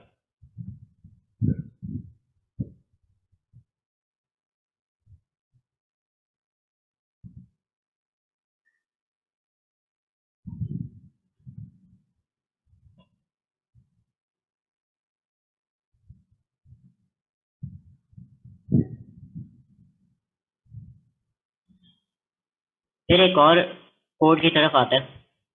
ठीक है, पहले तो हमने सिर्फ एक छोटा सा कोड किया। ठीक है, उसके अंदर दानिश नजीब इनपुट दिया और उसने जो है वो मेरा एंड पे प्रिंट करके दे दिया।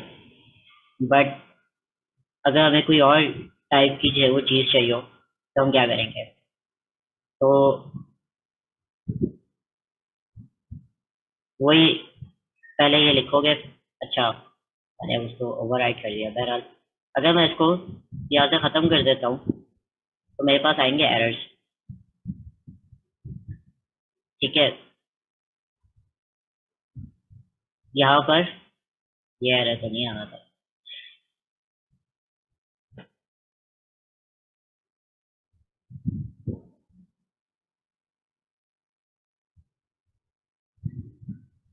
अच्छा, वो मोड ही लगे हुए हैं। इसके आगे भी कुछ था क्या? अच्छा,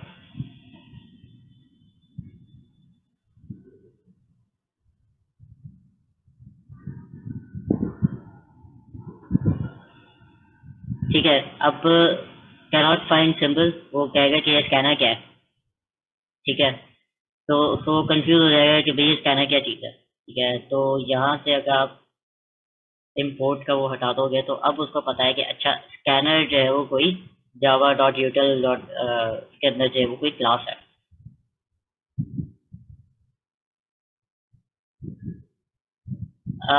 फिजिकली लैब जो है वो जमा मैं तो नहीं चाहता तुम लोग करवाओ, मैं तो कहता हूँ कि एलएमएस असाइन हो जाए तो एलएमएस के अंदर ही जो है वो 2 पेपर लाया करो। वैसे ही दुनिया जो है वो ऐसा ऐसा तबाही हुई जा रही है, वो दरख्त काटे जा रहे हो। एक अब ऑनलाइन जमाना आ गया, ऑनलाइन जमा करवाओ बस।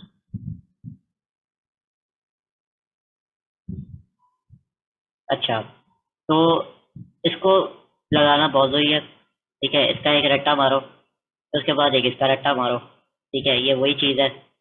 सर उसका ऑब्जेक्ट, उसको जो है वो रेफरेंस दिया हुआ है, उसका कंस्ट्रक्टर, उसके कंस्ट्रक्टर के अंदर एक ऑब्जेक्ट आ रहा है, ठीक है। फिर उसके बाद हम लोग यहाँ पर एक लाइन प्रिंट करवा रहे हैं, enter name age and salary. उसके बाद हम लोग क्या कर रहे हैं कि एक नेम हमने बनाया स्ट्रिंग, और उसके अंदर जो है वो हम इसके स्कैनर के ऑब्जेक्ट से जो है वो एक मंगवा रहे हैं, मेथड मंगवा रहे हैं। नेक्स्ट लाइन क्या करेगा कि आपसे स्ट्रिंग इनपुट लेगा। फिर अगर हमें न्यूमेरिकल इनपुट चाहिए तो हमने एक इंट बनाया, उसका नाम जो है वो हमने एज रखा, और उससे जो है वो वही ऑब्जेक्ट हमने लिख के डॉट नेक्स्ट इंट लिखा, ठीक है। तो वो हमसे फिर एज पूछेगा। इसी तरह जो है वो हमने एक डबल का जो है वो बनाया, उसके अंदर जो है वो हमने नाम उसका रखा सैलरी, और उससे जो है वो ऑब्जेक्ट से हम लोग जो है वो क्या मंगवा रहे हैं, एक नेक्स्ट डबल।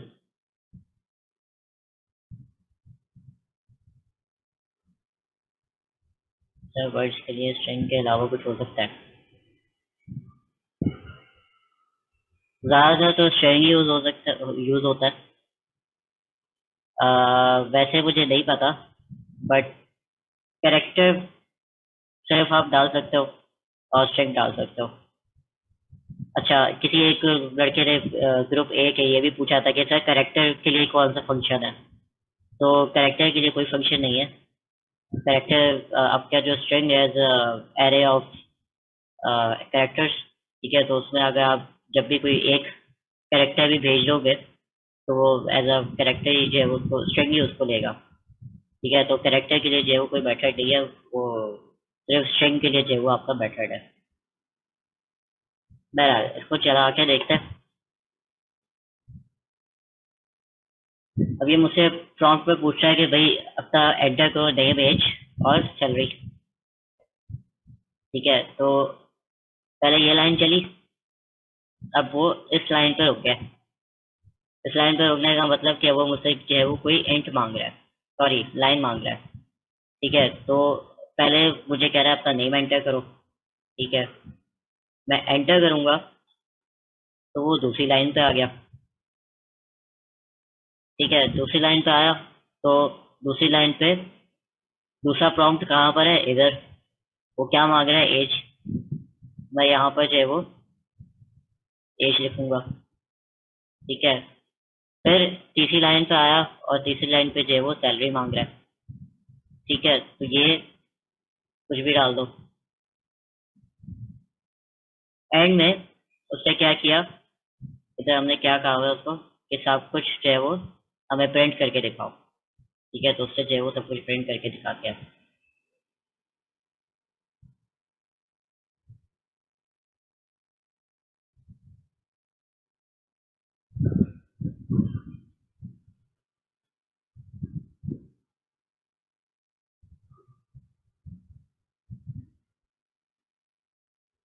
रैंडमाइज तो नहीं एंटर कर सकते, क्योंकि रैंडमाइज कैसे एंटर होगा।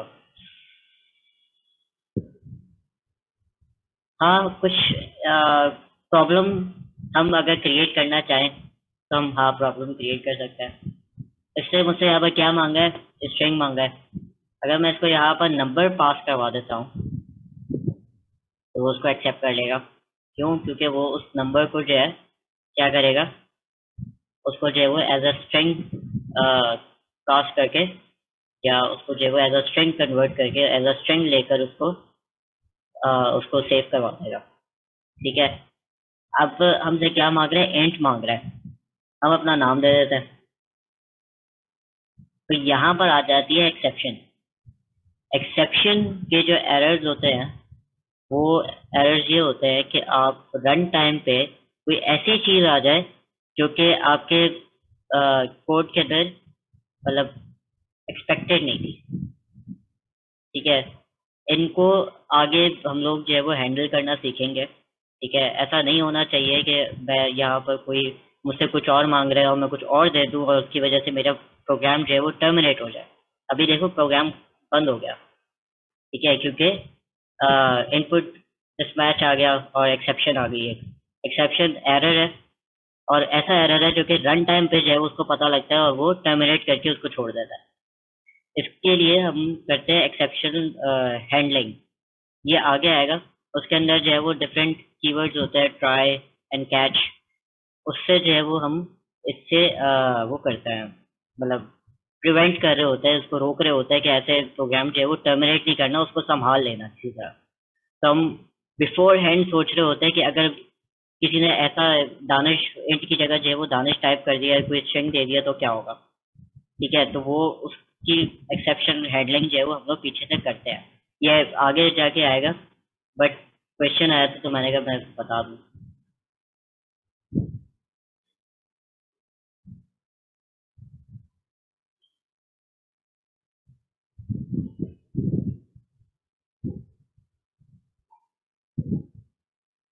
ठीक है, अब इसको थोड़ा वो करते हैं, सफाई उतराई वाला।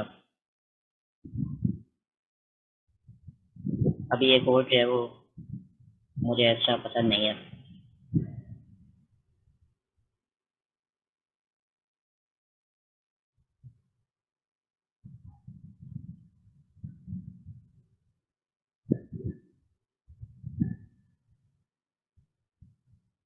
ठीक है,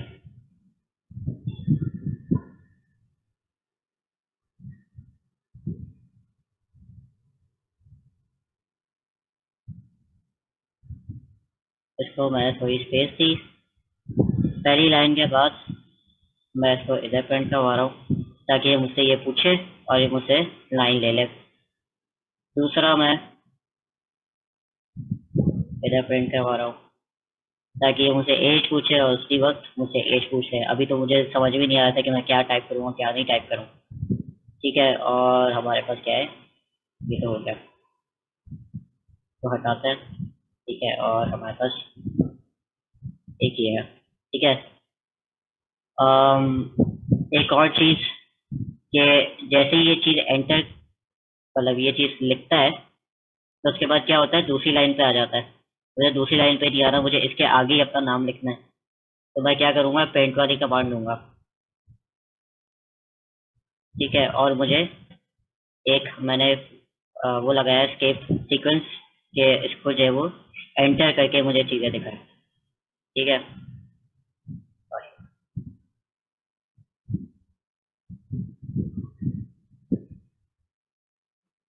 और इसे चला के देखते हैं।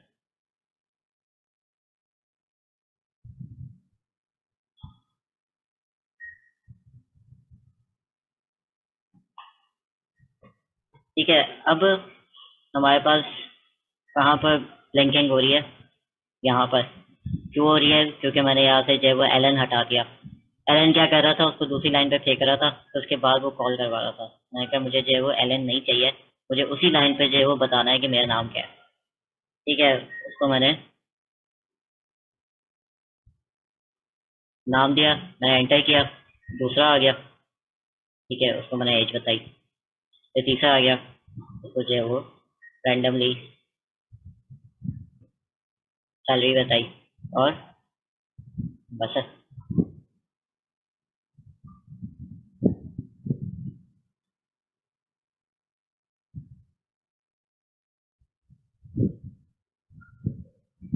ठीक है, अब ये क्या कर रहा है, एक एंटर मार के मुझे सारी इन्फॉर्मेशन जो है वो प्रोवाइड कर रहा है कि आपने ये एंटर किया था। 3 मिनट रहते हैं। हाँ, वापस ज्वाइन करने, क्यों भाग क्यों रहे हो तुम लोग, अभी तो हमने और पढ़ना है। अभी तो हमने ऑपरेटर्स पढ़ना है।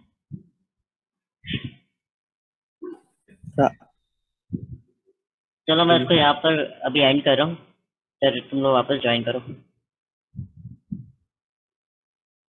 ये जो भी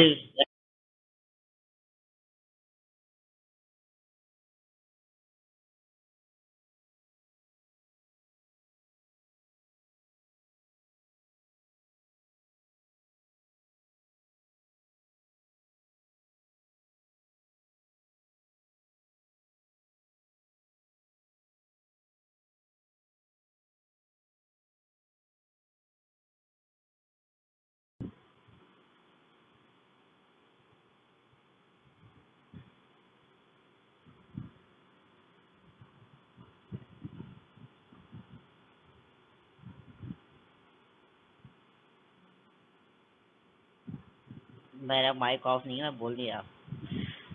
तो सब लोग जो है वो अपने रोल नंबर डाल दो।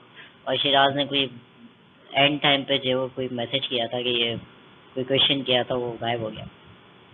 तो शिराज अगर तुम्हें कोई क्वेश्चन हो तो वापस पूछ लो। शिराज है भी या नहीं है?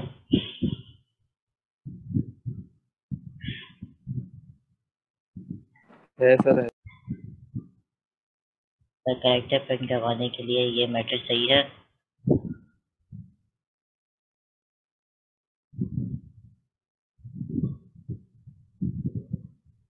हाँ हो सकता है, ये वैसे हो सकता है क्योंकि मैं कितने साल पहले पढ़ी थी मैंने, 2016 के अंदर जो है वो लास्ट टाइम मैंने जावा पढ़ी थी। ठीक है, तो ये आई थिंक पूरी लिस्ट नहीं होगी, इसके अलावा भी जो है वो और भी होंगे। तो नेट पे जाके सर्च करो कि स्कैनर क्लास के कितने क्या क्या मेथड्स हैं, तो सिर्फ यही नहीं होंगे, और भी हैं। तो कैरेक्टर के अगर हैं तो वाकई यही हो सकता है कि नेक्स्ट और ये सारे हो सकते हैं। और मुझे भी याद आ रहा है कि थे कुछ।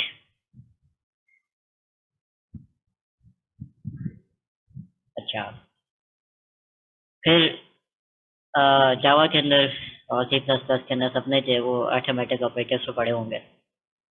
ठीक है, एडिशन है, सबट्रैक्शन है, मल्टीप्लिकेशन है, और आपके पास मॉड्यूलस होता है, या उसको आप जो है वो रिमाइंडर कहते हो। जब आप कुछ डिवाइड करते हो जो कि फुली डिविजिबल नहीं होता, उसके अंदर जो रिमाइंडर रहता है वो आपका मॉड्यूलस निकालता है। ठीक है, अ, इसके साथ जो है वो आपके पास यूनिटरी प्लस और यूनिटरी माइनस भी होता है। ठीक है, वो क्या होता है वो आगे देखते हैं।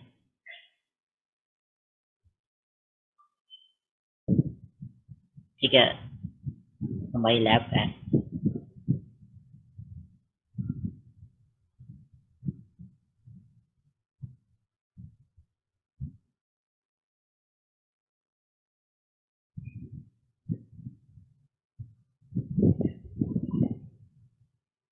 लैब के अंदर भी ये भी रहता है, बस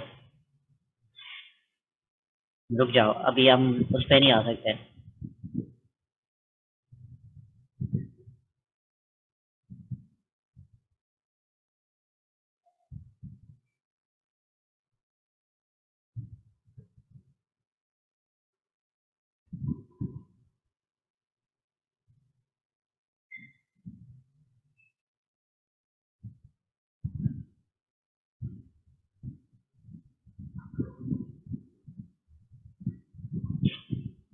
तो इंपोर्ट स्कैनर के अंदर जो है, बड़ा करूँ, इंपोर्ट स्कैनर के अंदर आपके पास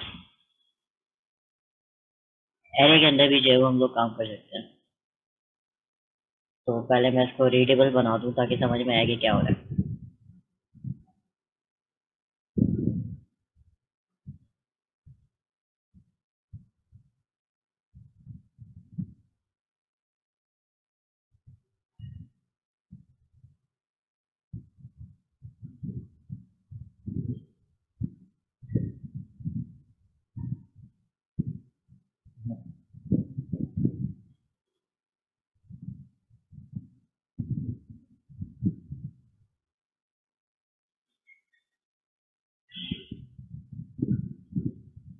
एक जो है वो हम लोगों ने एरे बनाया।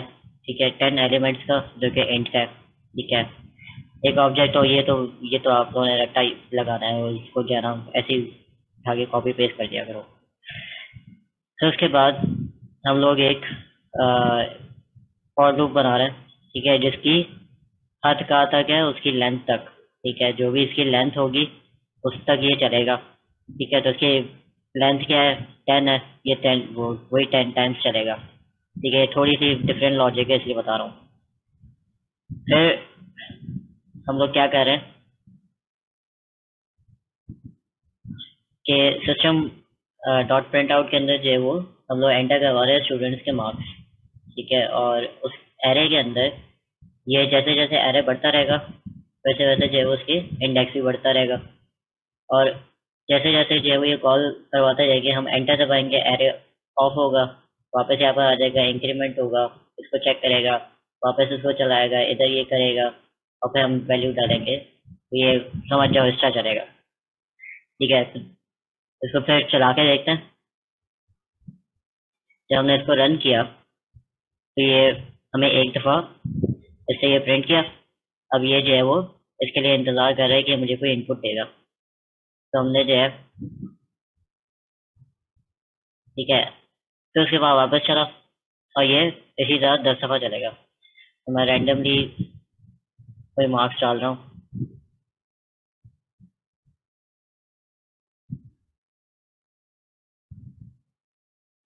ठीक है, हमने ये 10 दफ़ा चला, 10 दफ़ा इसने जो है मुझे इनपुट प्रॉम्प्ट किया मुझसे। तो उसके बाद हमने एक एंटर मारा, हमने जो है वो इसको प्रिंट आउट किया कि ये डेटा है आपका। और फिर हमने एक और फॉर लूप चलाया जिसके अंदर हम सारे उसको जो है वो प्रिंट करवा रहे हैं। अब इसके अंदर x+1 किया हुआ है क्योंकि हम लोग चाह रहे हैं कि स्टूडेंट नंबर 1, वरना ये स्टार्ट कहाँ से होगा, 0 से स्टार्ट होगा। इस वजह से इसके अंदर जो है वो 1 ऐड किया हुआ है। तो 1 2 3 4 और 10 तक, और उनके जो है वो आगे मार्क्स, और जो एरे के अंदर उस वक्त वैल्यू है 0 से लेकर 9 तक, वो वैल्यूज जो है वो प्रिंट होती जाएंगी। तो एरे की उसके अंदर भी जो है वो हम लोग उसको डाल सकते हैं। इसके अंदर किसी और कोई क्वेश्चन?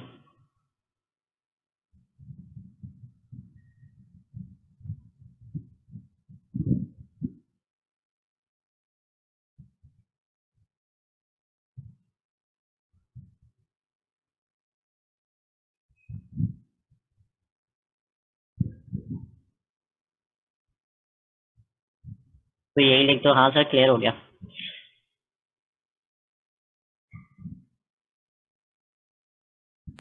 Yes sir clear. ठीक है,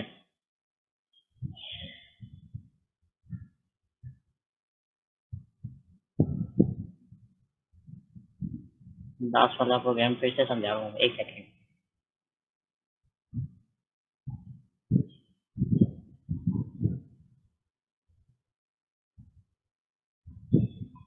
हम लोगों ने अभी ये स्कैनर क्लास पढ़ी थी ना, तो उसका जो है वो एक ऑब्जेक्ट बना के और ये सारा पूरा वो था, उसी के अंदर जो है वो हम लोग वापस काम कर रहे हैं। और हम लोग जो है वो एक एरे बना रहे हैं और उस एरे को जो है वो फिल आउट करवा रहे हैं। किसकी मदद से? यूजर इनपुट की वजह से। ठीक है, जो यूजर उसके अंदर भरना चाहे। ठीक है, अब हम लोग कर क्या रहे हैं कि ये प्रोग्राम, ये फॉर लूप चलाया हम लोगों ने। हम लोगों ने पहले एक वैल्यू इनिशियलाइज करवाई, एक्स की वैल्यू जो है वो लेस देन होनी चाहिए किससे? उसके लेंथ से। ठीक है, तो उसकी लेंथ जो है वो आपकी 10 है। ये आपका एरे है, ये एरे की जो है वो उसका वेरिएबल है जो कि उसको जो है वो उससे बुला रहा है। तो इसके अंदर जो वैल्यू सेव हुई हुई है वो ये 10 है। ठीक है, ये इसकी लेंथ है। तो ये 10 टाइम्स चलेगा, ये 0 से लेके 9 तक चलेगा। जब ये 9 तक पहुंचेगा ये आखिरी दफ़ा चलेगा। जब ये 10 हो जाएगा तो 10 इज लेस देन 10 जो है वो गलत हो जाएगा, फॉल्स हो जाएगा। इस वजह से ये टर्मिनेट हो जाएगा। ठीक है, और ये हर जब भी ये यहाँ तक पहुंचेगा ये एक वैल्यू बढ़ाता रहेगा। स्टार्टिंग में ये स्टार्ट होता है पहली दफ़ा जब हम फॉर लूप की तरफ आते हैं, ये एक दफ़ा इनिशियलाइज करेगा, फिर उसके बाद ये नहीं चलेगा। फिर हर स्टार्टिंग से ये चेक करेगा कि ये पूरा ब्लॉक मुझे चलाना चाहिए या नहीं चलाना चाहिए। अगर इसकी वैल्यू ट्रू आती है तो ये ब्लॉक चल जाएगा। अगर वैल्यू जो है वो जब फॉल्स हो जाएगी तब ये चलना बंद हो जाएगा। ये ब्लॉक तब चलता है जब ये एंड तक पहुंच जाए। जब ये एंड पे आता है तो ये इस जगह जो है वो आ जाता है, एक वैल्यू बढ़ा देता है, फिर ये आता है, फिर उसके बाद ये वापस चलता है। तो कौन इस तरह चलता है। इधर हम क्या कर रहे हैं कि हम एक वैल्यू उससे जो है वो करवा रहे हैं। हमने एक मैसेज प्रिंट किया है, एंटर स्टूडेंट्स मार्क्स। ठीक है, और एक एरे के अंदर हम 0 से लेके 9 तक ये चल रहा है। तो 0 से लेके 9 तक जो है वो ये वैल्यू भरेगा। और हम किससे भरवा रहे हैं? हर दफ़ा हम यूजर से भरवा रहे हैं। ठीक है, तो ये स्कैनर क्लास क्या कर रही है, हमें मदद कर रही है कि इंट की वैल्यू जो है वो यूजर प्रोवाइड करे। ठीक है, अब मैं अजान के बाद बात करूँ।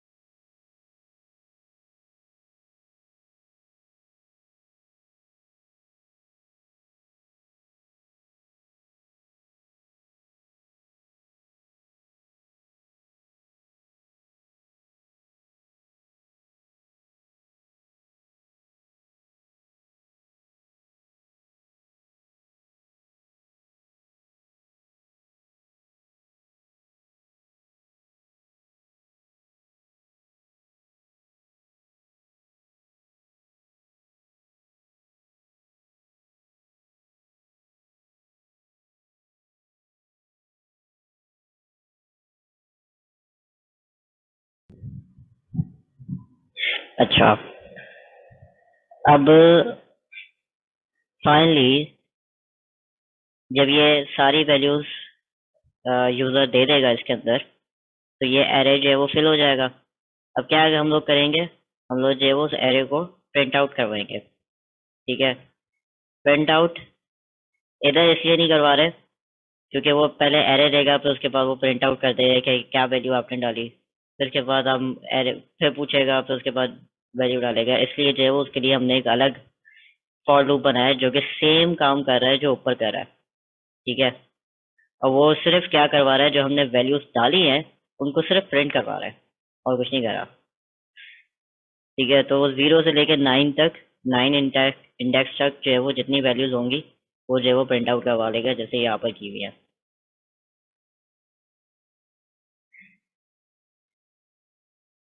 अच्छा, इसको इधर तक ही रखते हैं बिकॉज अब मुझे लग रहा है कि तुम लोग जो है ना सो गए हो सब लोग। इन सर उठे हैं। ज्यादा तो नहीं हो गया क्योंकि नो सर हो गया, एंड कर दे बस। देखा, मुझे पता था। लेकिन असल सर में समझ यहाँ तक पूरा। असल में मसला ये है कि प्रोग्रामिंग के लिए जो है ना प्रैक्टिस की जरूरत होती है। काफी मसला यहाँ पर जो हमारे पास आ रहा है ना, आप लोगों की क्लास में जो स्टूडेंट्स थे उन्होंने मुझे ये शिकायत की कि सर बहुत हो गया, ज़्यादा हो गया, और ये हो गया, वो हो गया। तो ये जो सारी चीज़ें मैं अभी पढ़ा रहा हूँ ना, ये C++ में आप लोगों को क्लियर होनी चाहिए थी कि ये लूप क्या सर होते हैं। हाँ ना, मतलब जो जो ई पढ़ने प्लस में वाले पढ़ा थे। के गए सर भाई। हाँ, मुझे पता है सर, भाई ने बहुत डेप्थ में पढ़ाई होगी। तो अब मुझे यही है कि मुझे तो यही लग रहा था कि यार इनको जो है वो आता होगा कि ये लूप भी है और ये भी है, वो भी है। उसके अलावा भी मैंने आगे ये टॉपिक्स रखे हुए हैं, फॉर लूप भी आगे आएगा, ये सारी चीज़ें आगे आएंगी। जो बेसिक है वो मैंने फिर से पढ़ाई है, बट स्टिल बच्चे जो है ना आजकल वो कंफ्यूज हो रहे हैं कि नहीं, पता नहीं क्या कैसे करना है। इस वजह से जो है मैं पूछा था कि ये ज़्यादा तो नहीं हो रहा। नहीं सर, सिर्फ लैंग्वेज चेंज हुई है, बाकी मेथड तो सारे ये इंटीजर वगैरह ये सब तो सर ने, सर वही ने पढ़ाए हुए थे। हम्म, शुरू शुरू में लैंग्वेजेस बड़ी अजीब लगती हैं कि यार ये कैसे, उधर तो ऐसे लिखते थे, इधर ऐसे लिखता है। अजीब लगता है क्योंकि चेंज आ जाती है एकदम। जब मैंने भी पहली दफा जो है वो ऑब्जेक्ट ओरिएंटेड पढ़ी थी, मैं भी घबरा गया था। मैंने कहा यार ये पहले तो हम स्टार लिखते थे, अब स्टार लिखते हैं। तो वो और ऑब्जेक्ट के कॉन्सेप्ट को समझना भी जो है वो मेरे लिए मुश्किल हो गया था कि यार मैं कैसे इसको समझूं। बट जब मैंने यूज किया तो मैंने कहा यार इससे अच्छी चीज तो कुछ है ही नहीं। सो इसलिए जो है वो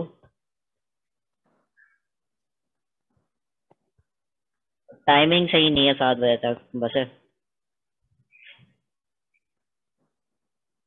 लैब की टाइमिंग ऐसी होती है। बहरहाल हमारे पास अभी 15 मिनट रहते हैं। मुझे यह है कि मैं अर्थमेटिक ऑपरेटर्स जो है वो करवा दूं, क्योंकि ग्रुप ए जो है वो अर्थमेटिक ऑपरेटर्स तक कर चुके हैं। कैलकुलेटर यूज किया होगा, उसके अंदर एडिशन सब्ट्रैक्शन मैथ्स सारी, ठीक है। तो ये जब चलिए सी प्लस पढ़ी प्लस के अंदर, हाँ तो सी प्लस प्लस के अंदर भी यही सारी चीजें थी, ठीक है। आपका प्लस, आपका माइनस, ठीक है, ये सारा चीज। देन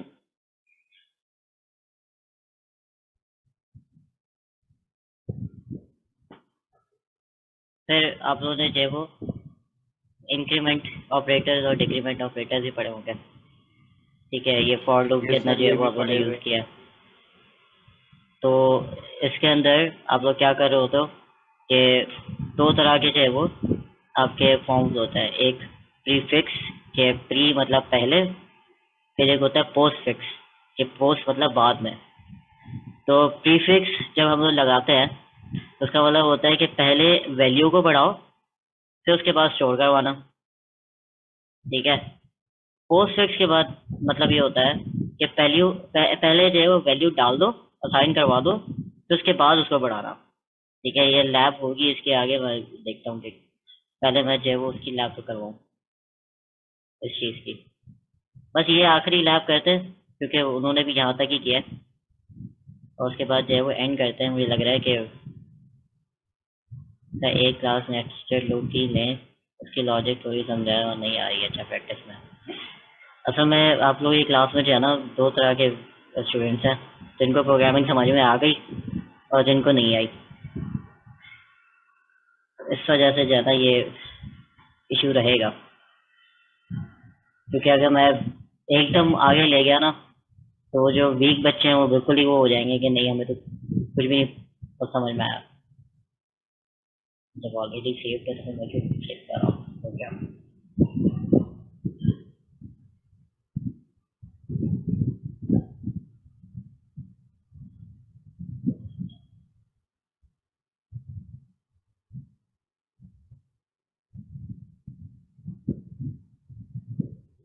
अच्छा, अब इसके अंदर आपको ऑपरेटर्स इस्तेमाल करना सिखाए हुए हैं। यहाँ पर हम लोग एक इंट हम लोगों ने ऑब्वियसली बनाया हुआ है, उसके अंदर जो हम क्या असाइन करवा रहे हैं, एक वैल्यू असाइन करवा रहे हैं। कौन सी वैल्यू? 1+1, एक मैथमेटिकल एक्सप्रेशन, ठीक है। 1+1 उसकी वैल्यू क्या हो जाएगी? ए की 2। फिर उसी वैल्यू को हम मल्टीप्लाई करवा रहे हैं 3 के साथ, ठीक है। यहाँ पर हमने 2 कर लिया था इसको। 2 को जो है वो मल्टीप्लाई करोगे 3 के साथ तो 6 आ जाएगा। 6 को हम किसके अंदर सेव करवा रहे हैं? बी के अंदर। बी जो है उसको हम यहाँ पर डिवाइड करवा रहे हैं 4 के साथ, और जो वैल्यू आएगी उसको हम सी के अंदर सेव करवा रहे हैं। सी की जो वैल्यू है, जो भी स्टेप आउटकम निकाला, उसको हम माइनस किससे करवा रहे हैं? ए से, ठीक है। ए की वैल्यू क्या है? ये, ठीक है, 2। तो जो भी वैल्यू बनी उसको -2 किया। तो इसका पहले हम रिजल्ट देखते हैं, फिर मैं बताता हूँ कि ये क्या कर रहा है।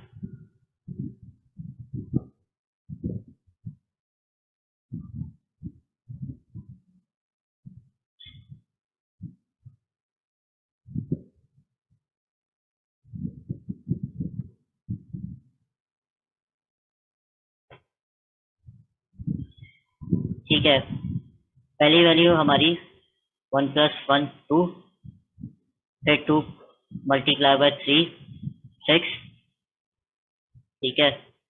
फिर 6 डिवाइडेड बाय 4, उसका आंसर जो है वो एक ही दफ़ा डिवाइड होगा कि 4 डिवाइडेड 4 को जो है वो डिवाइड करो 6 से, तो एक ही दफ़ा जो है वो डिवाइड होगा, तो 1 -2, ठीक है। मैथ्स का रूल है कि जब आप छोटी वैल्यू को बड़ी वैल्यू से माइनस कर दोगे तो उसका आंसर जो है वो माइनस में आएगा, ठीक है। तो इसका आंसर अब क्या हो गया, -1।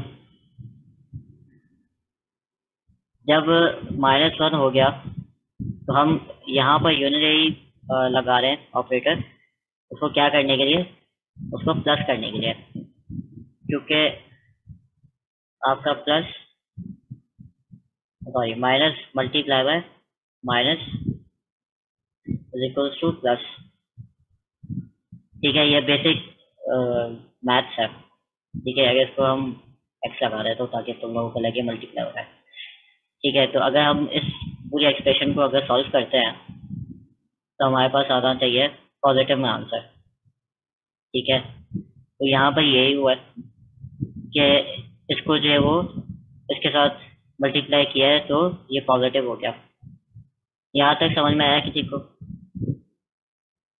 यस सर, क्लियर है। और सर इंट जो हम इंट लगा रहे हैं सबके अंदर हम वेर भी लगा सकते हैं ना, VAR, हाँ, तब भी कोई इशू नहीं होगा? नहीं होगा, ठीक है। इसको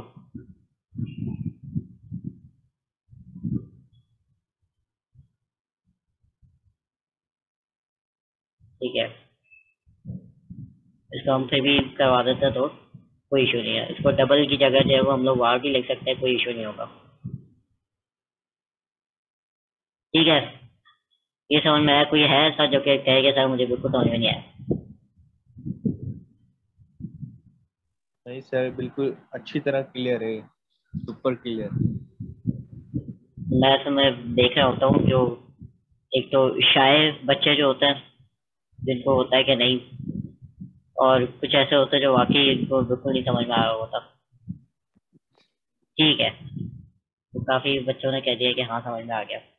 फिर भी अगर कोई क्वेश्चन हो मुझे व्हाट्सएप पे मैसेज कर देना, सर ये समझ में नहीं आया था, ठीक है। अब हम लोग आते हैं कि फ्लोटिंग वैल्यूज को जो है वो हम लोग कैसे करेंगे।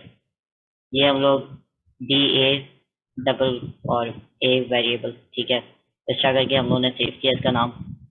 उसी के अंदर जो है वो वही टू की वैल्यू जो है वो मल्टीप्लाई हो रही है 3 से, उसके अंदर वापस सेव हो रही है। तो उसके बाद वो 6 की वैल्यू डिवाइड हो रही है 4 से, यहाँ पर 1 सेव हो गया।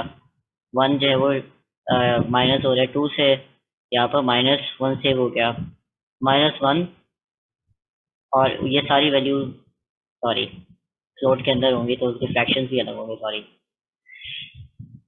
यहाँ पर 2 हो गया, यहाँ पर 6 हो गया, ठीक है। यहाँ पर कोई फ्रैक्शन आएगा क्योंकि हमने डिवाइड किया है, तो फ्रैक्शन पार्ट जो है वो 1.5 है। 1.5 इधर सेव हो गया। अब 1.5 के अंदर से जो है वो हमने माइनस किया -2, ठीक है। -0.5 -0.5 को जो है वो हमने माइनस से मल्टीप्लाई किया तो वो पॉजिटिव में आ गया, ठीक है। ये अर्थमेटिक्स तो क्लियर है।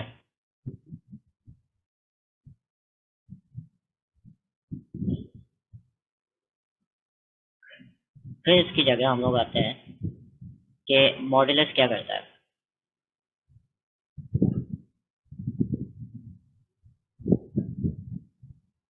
मॉडुलस पे जो है वो काफी बच्चे कंफ्यूज होते हैं कि यार सर मॉडुलस का क्या फायदा, ठीक है। मैं ये प्रोग्राम नहीं करवा रहा, ठीक है।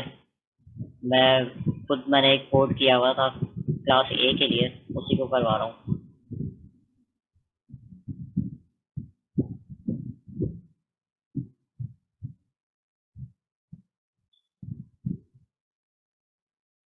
बुक जो है वो आपकी ड्राइव के अंदर मैंने बुक रखी हुई है, पता है।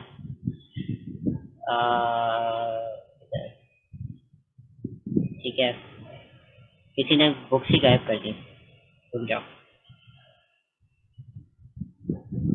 कितने शेयर की मैंने। हाँ, ये कॉन्सेप्ट क्लियर करने के लिए है। ठीक है, कंप्लीट रेफरेंस ये क्योंकि 7th एडिशन है तो देख लेना कि अच्छा ये 6 वाला है। अगर इसका लेटेस्ट वर्जन मिलता है तो ये समझो ये कंप्लीट, एक तरह से कहते हैं ना बाइबल वाली बुक, ये वो है। ये ऐसी बुक है जो आपको हंसी मजाक में सिखाएगी कि जावा क्या होती है। ठीक है, इसका अगर कोई अच्छा वर्जन मिल जाए और लेटेस्ट वर्जन मिल जाए तो वो ले लेना। ठीक है, थिंक इन जावा जो है वो ऑब्जेक्ट्स और क्लास की जो है वो ज़्यादा बातें करेगी और कॉन्सेप्ट जो है वो क्लियर करने की कोशिश करेगी कि जावा पीछे से काम कैसे करती है।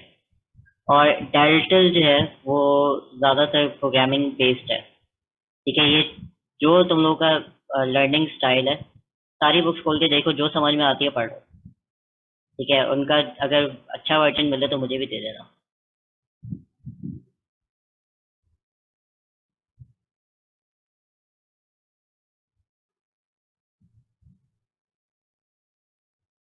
ठीक है, तो बजाय इसके कि मैं तुम लोगों को ये वाली लैब करवाऊँ, ठीक है, मैं तुम लोगों को ये वाली लैब ये वाला कोड करवा रहा हूँ जिसके अंदर मैंने स्कैनर का जो है वो काम किया हुआ है, क्योंकि हम स्कैनर पढ़ चुके हैं। अब स्कैनर का जो है वो फ़ायदा उठाओ। तो इसके अंदर मैंने प्रोग्राम बेसिकली ये है कि हम लोग जो है वो कोड कर रहे हैं कि हम ये फाइंड आउट कर रहे हैं कि हमारा जो नंबर हम लोग एंटर कर रहे हैं, जो इंटीजर हम लोग एंटर कर रहे हैं, वो इवन है या नहीं है। ठीक है, इसके अंदर इफ की स्टेटमेंट यूज हुई है और हमने मॉडलस की मदद से जो है वो उसको किया हुआ है। क्लास खत्म होने वाली है वैसे, बट मैं इसको आखिरी समझा के फिर तुम लोगों को छुट्टी दे रहा हूँ। एंड है, ठीक है, ए हमने यहाँ पर एक स्टेटमेंट प्रिंट कर दी कि enter a number two find out if it is even. हमने और पूछा, यूजर इनपुट लिया इंट वाला कि उसके अंदर जो भी वैल्यू है वो स्टोर करवा दो, जो कि मैंने यहाँ पर ऑलरेडी मैं डिक्लेयर करवा चुका हूँ। फिर मैंने इफ की स्टेटमेंट के अंदर एक कंडीशन डाली कि ए जो है उसका मॉडुलस, अगर वो 2 से जो है वो अगर आप उसका मॉडुलस निकालो और उसकी वैल्यू जो है वो 0 हो जाए, अगर इक्वल इक्वल टू 0 है तो इसका मतलब वो इवन है, कि वो इक्वली डिवाइड हो गया। इक्वली डिवाइड होने का मतलब कि वो इवन है, वरना ये बोल दो कि वो इवन नहीं है। ठीक है, तो इसको चला के देखते हैं।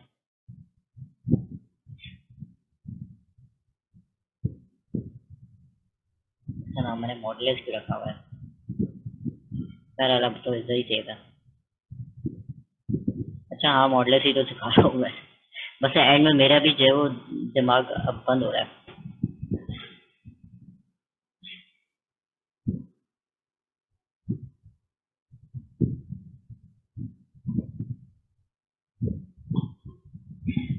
ठीक है, अब उसने जो है वो मुझे कहा है कि कोई भी एंटर करो नंबर और फाइंड आउट करो कि ये इवन है या नहीं है। ठीक है, और मैं जो है वो 45 एंटर कर दिया और वो मुझे बता रहा है कि नंबर जो है वो इवन नहीं है। तो फिर इस प्रोग्राम को चलाता हूँ, वो फिर मुझसे पूछेगा और मैं कहता हूँ कि अच्छा 24 एंटर किया। उसने कहा कि हाँ ये नंबर इवन है। ठीक है, ये क्यों हो रहा है? जो मॉडुलस है वो रिमाइंडर निकालता है। रिमाइंडर अगर कोई आ जाए इसका मतलब वो फुली डिविजिबल नहीं था। ठीक है, फॉर एग्जांपल